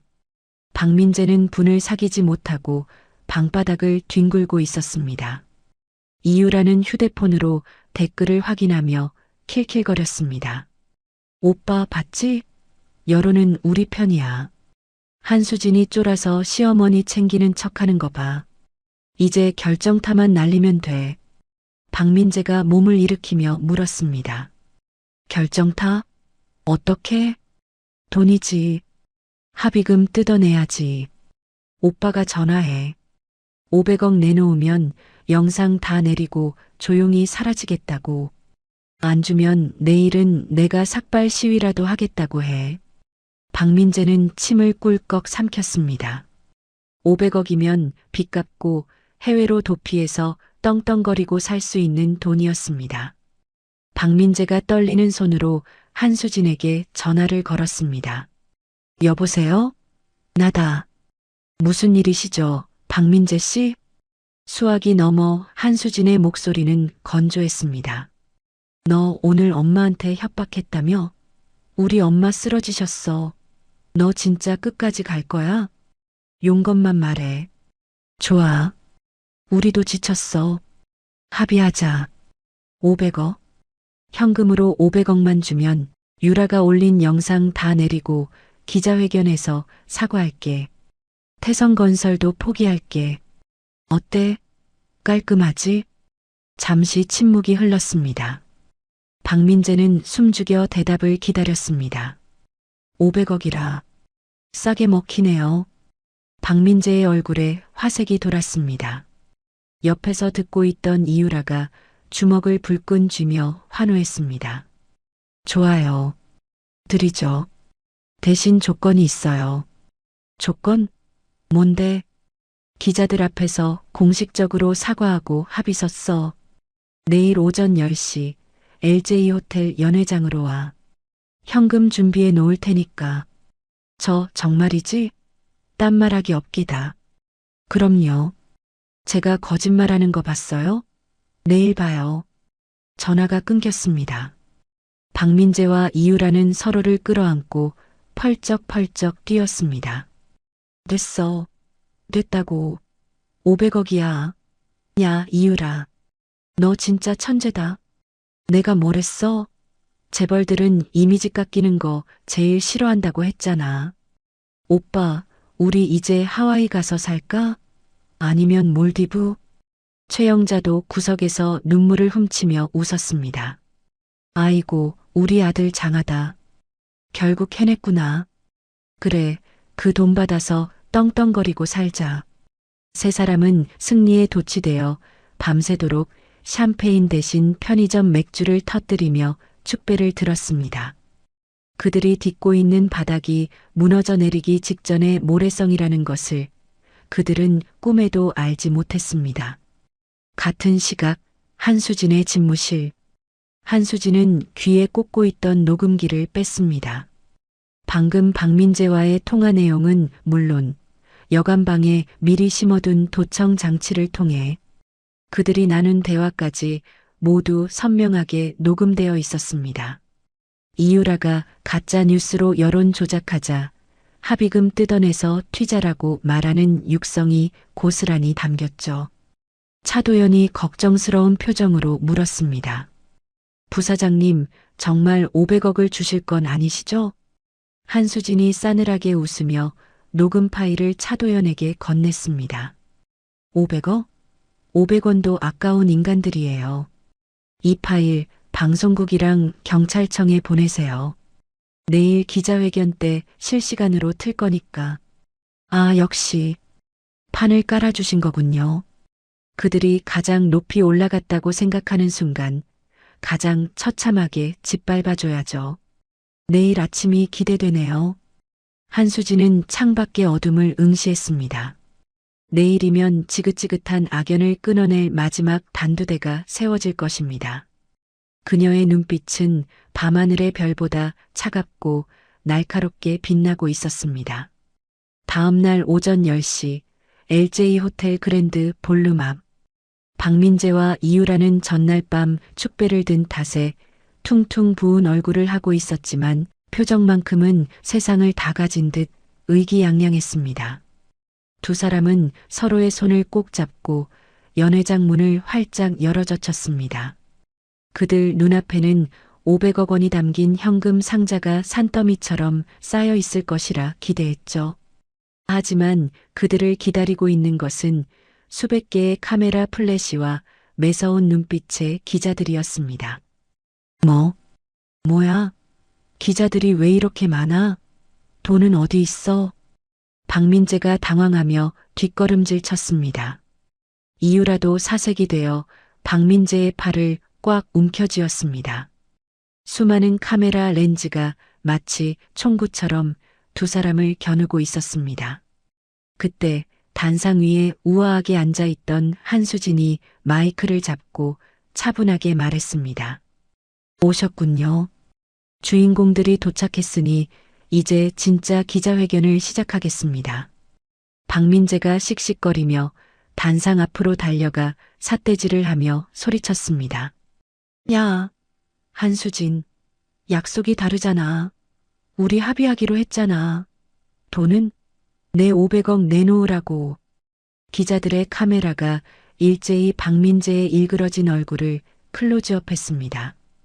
플래시가 번개처럼 터지며 박민재의 탐욕스러운 표정을 적나라하게 비췄습니다. 한수진은 눈 하나 깜짝하지 않고 비서에게 손짓했습니다. 비서가 노트북의 엔터키를 눌렀습니다. 연회장에 설치된 대형 스피커에서 지지직거리는 잡음과 함께 두 남녀의 목소리가 흘러나왔습니다. 오빠, 한수진 쫄았어. 500억 준대. 대박이지? 크크크, 역시 재벌들은 이미지 관리에 약해. 돈 받으면 바로 공항으로 뜨자. 태성건설이고 나발이고 다 버리고 튀는 거야. 한수진 그 멍청한 년, 우리가 거짓말한 줄도 모르고 돈을 바치네. 이 돈이면 평생 놀고 먹을 수 있어. 박민재와 이유라의 얼굴이 흑빛으로 변했습니다. 여관방에서 나누었던 은밀한 대화가 전 국민에게 생중계되고 있었습니다. 장내가 술렁거렸습니다. 저거 박민재 사장 목소리 아니야? 사기였어? 돈 받고 튀자고 하잖아. 와, 임산부 핍박받았다는 거 다 거짓말이었네. 이유라가 비명을 지르며 귀를 막았습니다. 꺼. 당장 꺼. 이거 조작이야. 딥페이크라고. 저 여자가 우리 음해하려고 만든 가짜야. 한수진이 싸늘한 미소를 지으며 말했습니다. 조작? 원본 파일은 이미 경찰청 사이버 수사대에 넘겼습니다. 성문 분석 결과 본인들 목소리가 맞다는 확인서도 받았고요. 그리고 당신들의 사기 행각을 증명해줄 증인들도 모셨습니다. 행사장 옆문이 열리고 휠체어를 탄 노인과 중년 여성들이 줄지어 들어왔습니다. 이유라가 과거 꽃뱀 사기를 쳤던 피해자들의 가족과 박민재에게 횡령당해 부도난 하청업체 사장들이었습니다. 한 중년 여성이 이유라를 가리키며 울부짖었습니다. 전현이야. 우리 아들한테 임신했다고 속여서 전세금 뜯어내고 도망간 년이 전현이라고. 내 아들은 충격으로 자살 기도까지 했어. 살려내. 내 아들 살려내. 작업복을 입은 남자가 헬멧을 바닥에 집어 던지며 소리쳤습니다. 박민재, 내 돈 내놔. 우리 가족 길바닥에 나앉게 해놓고 넌 500억을 챙겨서 도망가려고 했어? 네가 사람이냐? 내 피 같은 돈 뱉어내. 피해자들이 단상으로 뛰어들 기세로 달려들었습니다. 보안 요원들이 간신히 그들을 막아섰지만 분노의 함성은 연회장을 가득 채웠습니다. 이유라는 공포에 질려 박민재 뒤로 숨었습니다. 박민재는 다리가 풀려 바닥에 주저앉았습니다. 아, 아니야. 오해야. 난 몰랐어. 난 시키는 대로 했을 뿐이야. 그때 연회장 뒷문이 열리며 제복을 입은 경찰들이 들이닥쳤습니다. 수사반장이 체포영장을 들이밀며 고지했습니다. 박민재, 이유라 씨, 특경법상 사기, 공갈 미수, 허위사실, 유포 및 명예훼손 혐의로 긴급 체포합니다. 당신들은 변호사를 선임할 권리가 있으며 경찰들이 두 사람의 팔을 꺾고 수갑을 채웠습니다. 차가운 금속음이 연회장에 울려 퍼졌습니다. 이유라가 발악하며 소리쳤습니다. 이거 나 임산부야. 뱃속에 애가 있다고. 임산부를 이렇게 다뤄도 돼? 수사반장이 냉정하게 대꾸했습니다. 유전자 검사 결과 조작 혐의도 추가됐습니다. 그리고 태아 친부가 강철수 씨라는 것도 확인됐고요. 구치소에 가시면 의무관이 진료해 드릴 겁니다. 가시죠. 이유라는 더 이상 할 말이 없었습니다. 그녀는 도끼 어린 눈으로 박민재를 노려보며 소리쳤습니다. 야, 박민재, 너 때문이야. 네가 멍청해서 나까지 잡힌 거라고. 내 인생 망한 김에 나까지 물귀신처럼 끌고 들어가. 이 머저리 같은 놈아. 박민재도 지지 않고 고래고래 악을 썼습니다. 뭐, 이 꽃뱀 같은 년이. 내가 너한테 쓴 돈이 얼만데. 내 인생 돌려내. 너 죽여버릴 거야. 이거 나. 전현 죽이고 갈 거야. 두 사람은 서로에게 침을 뱉고 욕설을 퍼부으며 개처럼 끌려나갔습니다. 화려한 샹들리에 아래서 펼쳐진 그들의 추악한 민낯은 실시간으로 전국에 송출되었습니다. 한수진은 그 아수라장을 무표정하게 내려다보았습니다. 가슴속을 꽉 채우고 있던 응어리가 쑥 내려가는 기분이었지만 한편으로는 씁쓸함이 밀려왔습니다. 고작 저런 인간들에게 자신의 5년이라는 청춘을 바쳤다는 사실이 허무했습니다. 같은 시각 LJ타워 로비. 최영자는 돗자리에 앉아 핸드폰으로 생중계되는 기자회견을 보고 있었습니다. 화면 속에서 아들이 수갑을 차고 끌려가는 모습이 나오자 최영자의 눈이 뒤집혔습니다. 진우야. 아니, 민재야. 안 돼. 내 새끼 잡아가지 마라.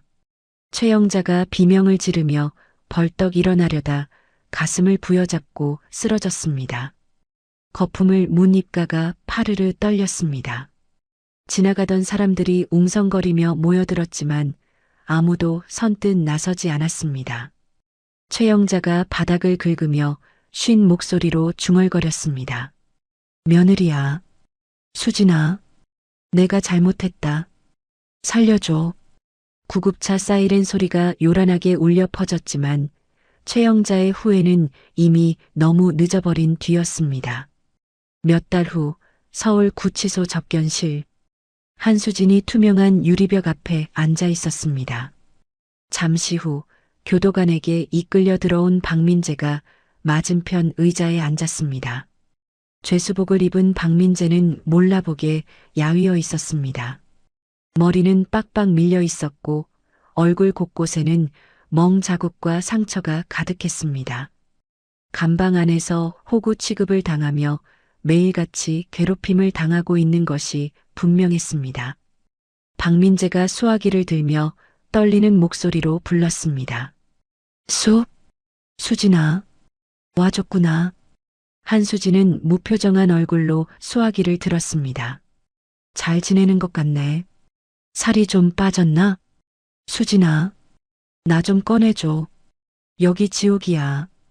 애들이 나만 보면 때리고 밥도 뺏어 먹어. 나 죽을 것 같아. 제발 합의 좀 해줘. 응? 박민재가 유리벽에 손바닥을 대고 애원했습니다. 손톱 밑에는 때가 새카맣게 껴 있었습니다. 한수진이 피식 웃으며 말했습니다. 지옥? 내가 살던 5년이 바로 지옥이었어. 넌 이제 겨우 시작인데 벌써 죽겠다 그러면 어떡해. 내가 잘못했어. 다시는 안 그럴게. 내가 나가면 너 평생 모시고 살게. 신발이라도 할그라면 할글게. 필요 없어. 오늘 온 건 마지막으로 전할 게 있어서야. 한수진이 가방에서 서류 봉투 하나를 꺼내 유리벽에 대고 보여주었습니다. 민사소송 소장이었습니다. 태성건설 횡령금 반환 소송, 그리고 위자료 청구 소송이야. 합쳐서 70억 정도 되더라. 네가 출소해서 늙어 죽을 때까지 일용직을 해도 못 갚을 돈이지. 박민재의 눈동자가 흔들렸습니다. 70억? 나보고 그걸 어떻게 갚으라고.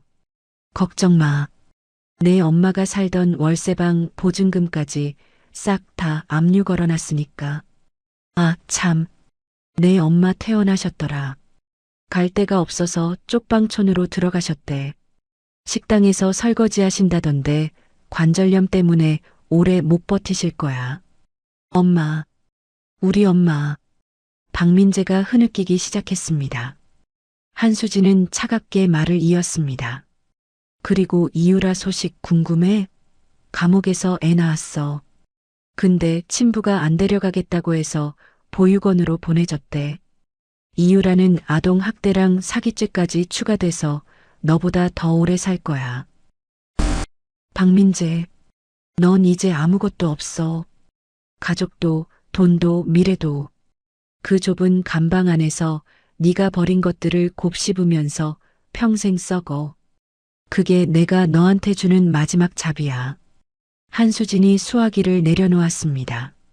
박민재가 유리벽을 주먹으로 치며 절규했습니다. 수진아, 가지마.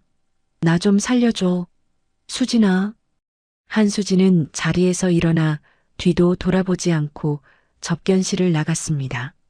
등 뒤에서 들려오는 박민재의 울음소리가 점점 작아졌습니다. 철문이 닫히는 소리와 함께 10년을 이어온 지독한 악연의 고리가 완전히 끊어졌습니다. 구치소 밖으로 나온 한수진은 깊게 숨을 들이마셨습니다. 파란 하늘이 눈 시리게 펼쳐져 있었습니다. 공기가 달았습니다. 자유의 냄새였습니다. 한수진이 주머니에서 핸드폰을 꺼내 차도연에게 전화를 걸었습니다. 팀장님, 끝났어요. 이제 회사로 갈게요. 한수진의 발걸음은 그 어느 때보다 가벼웠습니다. 과거의 그림자는 사라지고 눈부신 햇살만이 그녀의 앞길을 비추고 있었습니다. 그로부터 1년이라는 시간이 훌쩍 지났습니다. LJ그룹 본사 50층 부회장실. 창밖으로 보이는 서울의 하늘은 구름 한 점 없이 맑고 파랬습니다. 한수진은 결제 서류에 서명하며 인터폰을 눌렀습니다. 김비서, 오늘 오후에 있을 한부모 가정자립지원재단 이사회 자료 준비됐나요? 네, 부회장님. 지금 막 책상 위에 올려두었습니다. 그리고 로비에 기자분들이 벌써 와 계십니다. 알겠어요. 10분 뒤에 내려갈게요. 한수진이 자리에서 일어나 옷매무새를 다듬었습니다. 그녀는 이제 더 이상 누군가의 아내나 며느리가 아닌 LJ그룹의 부회장이자 재계에서 가장 존경받는 여성 리더였습니다.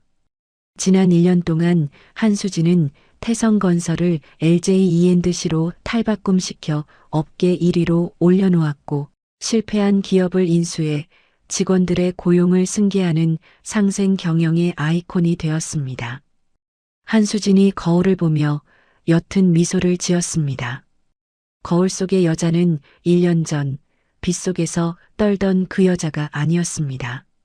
자신감 넘치고 단단해진 진짜 한수진이 서 있었습니다. 오후 일정을 마친 한수진은 곧장 홍정희 회장의 자택으로 향했습니다. 오늘은 홍정희 회장의 칠순 잔치가 있는 날이었습니다. 호텔에서 성대하게 하자는 임원들의 권유도 마다하고 홍정희 회장은 가족끼리 조촐하게 보내고 싶다고 고집을 피웠습니다. 한수진은 집에 도착하자마자 앞치마를 둘렀습니다. 주방 아주머니들이 화들짝 놀라며 말렸습니다. 아이고, 부회장님, 저희가 다 해놨는데 뭐하러 들어오세요? 옷 버리십니다. 아니에요. 미역국은 제가 직접 끓여드리고 싶어서요. 다들 나가 계세요. 한수진은 소매를 걷어붙이고 정성스럽게 미역을 불리고 소고기를 볶았습니다.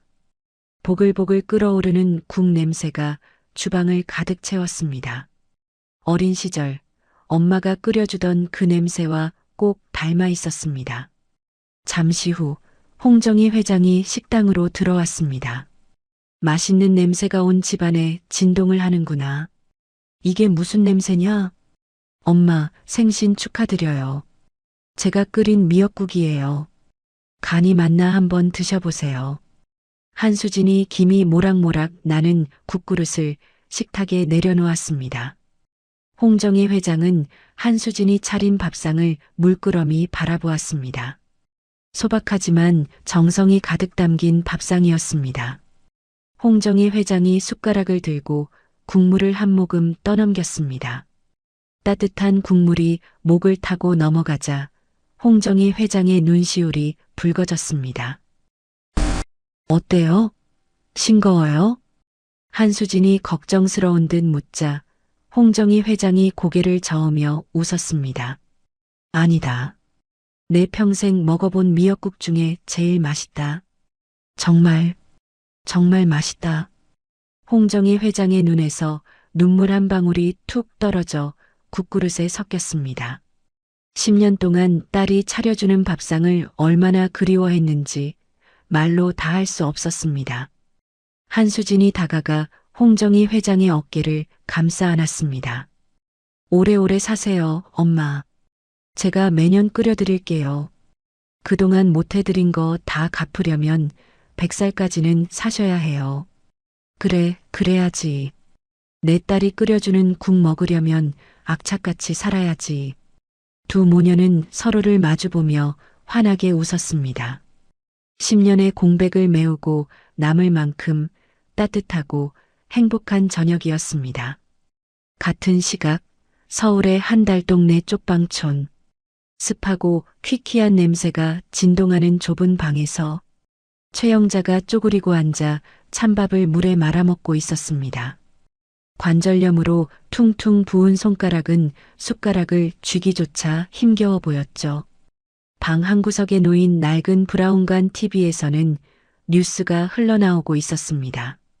오늘 LJ그룹 한수진 부회장이 자랑스러운 기업 인상을 수상했습니다.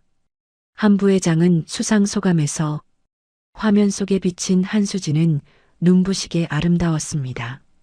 최영자가 먹던 숟가락을 떨어뜨리고 TV 화면을 멍하니 바라보았습니다. 자신이 구박하고 내쫓았던 그 며느리였습니다.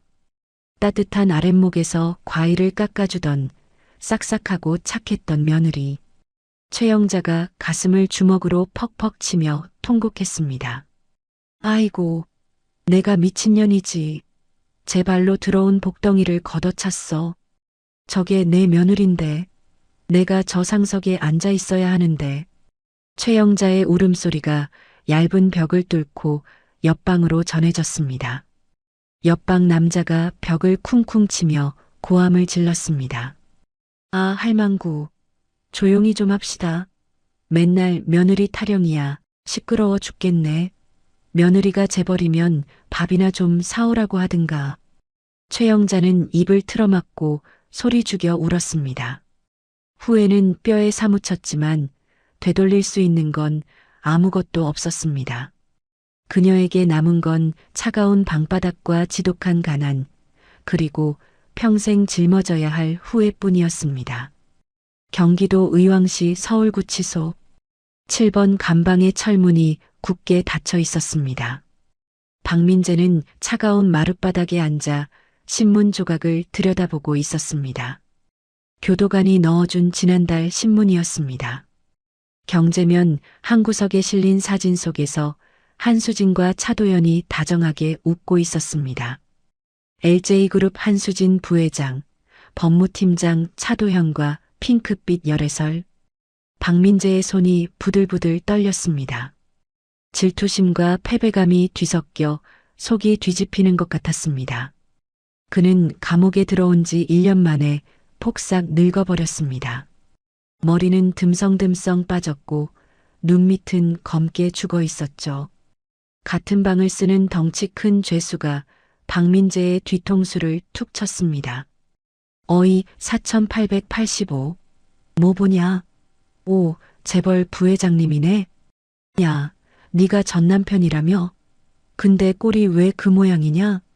위자료라도 좀 챙기지 그랬어? 죄수들이 낄낄거리며 박민재를 조롱했습니다. 박민재는 신문을 구겨 쥐며 고개를 숙였습니다. 아니야. 내가 버린 거 아니야. 내가 속은 거야. 박민재는 미친 사람처럼 중얼거렸습니다. 아무리 부정해도 현실은 바뀌지 않았습니다. 그는 앞으로 14년을 더 이 지옥 같은 곳에서 썩어야 했습니다. 한수진의 행복한 미소가 그의 꿈속까지 따라와 괴롭힐 것이 뻔했습니다. 박민재는 벽에 머리를 기대고 눈을 감았습니다. 눈물이 주르륵 흘러내렸지만 닦아줄 사람은 아무도 없었습니다. 며칠 후 주말 오후 한수진은 편안한 옷차림으로 LJ타워 근처 공원에 나와 있었습니다. 그녀가 서 있는 곳은 1년 전 이혼 서류를 안고 비를 맞으며 울었던 법원 앞 벤치였습니다. 지금은 따스한 햇살이 비치고 아이들이 뛰어노는 평화로운 풍경이었죠. 한수진은 벤치를 쓰다듬으며 나직이 말했습니다. 고생했어, 수진아. 정말 잘 견뎠어. 그때 등 뒤에서 따뜻한 인기척이 느껴졌습니다. 차도연이었습니다. 그는 한 손에 테이크아웃 커피 2잔을 들고 다른 한 손에는 작은 꽃다발을 들고 서 있었습니다. 여기 계셨군요. 한참 찾았습니다. 한수진이 뒤를 돌아보며 환하게 웃었습니다. 어머, 차 팀장님. 주말인데 쉬지도 못하고 나오셨네요. 부회장님이 안 계신 주말은 너무 길어서요. 그리고 드릴 말씀도 있고요. 차도연이 쑥스러운 듯 꽃다발을 내밀었습니다. 노란 프리지어 꽃다발이었습니다. 꽃말은 새로운 시작. 한수진이 꽃다발을 받아들고 향기를 맡았습니다.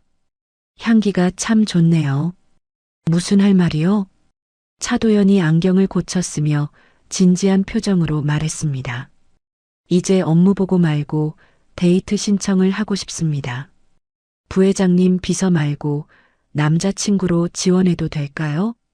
한수진은 잠시 놀란 듯 눈을 동그랗게 떴다가 이내 장난스럽게 웃으며 대답했습니다. 면접은 꽤 까다로울 텐데요. 제가 눈이 좀 높아져서요. 자신 있습니다. 평생 보필하겠습니다. 평생은 너무 긴데 일단 수습 기간부터 가져보죠. 오늘 저녁 식사부터 할까요? 차도연의 얼굴이 활짝 피어났습니다. 두 사람은 나란히 벤치에 앉아 커피를 마셨습니다. 살랑거리는 바람이 두 사람의 머리카락을 기분 좋게 간지럽혔습니다. 한수진은 멀리 보이는 남산타워를 바라보며 깊은 숨을 들이마셨습니다. 가슴속 깊은 곳까지 맑은 공기가 차올랐습니다. 팀장님, 저기 보세요. 세상이 참 넓죠? 네, 넓고 아름답습니다. 1년 전에는 저 넓은 세상에 제가 숨을 곳은 단 한 군데도 없다고 생각했어요.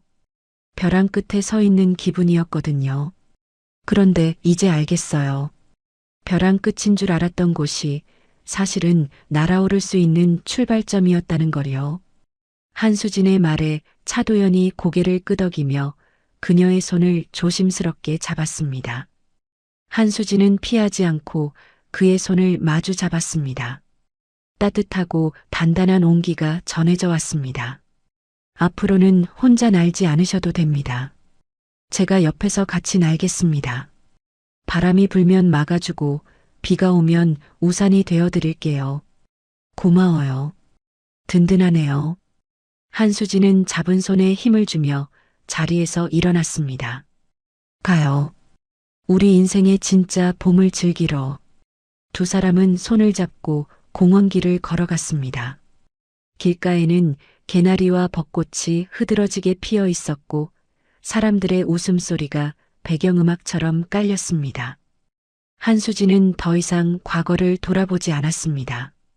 그녀의 눈은 오직 눈부신 미래만을 향해 있었습니다. 고통스러웠던 5년의 시간은 그녀를 무너뜨린 것이 아니라 더욱 단단한 보석으로 깎아낸 시간이었습니다. 썩은 가지를 잘라내고 새살이 돋아난 자리에 비로소 진짜 꽃이 피어났습니다. 복수는 끝났고 이제 행복해질 일만 남았습니다.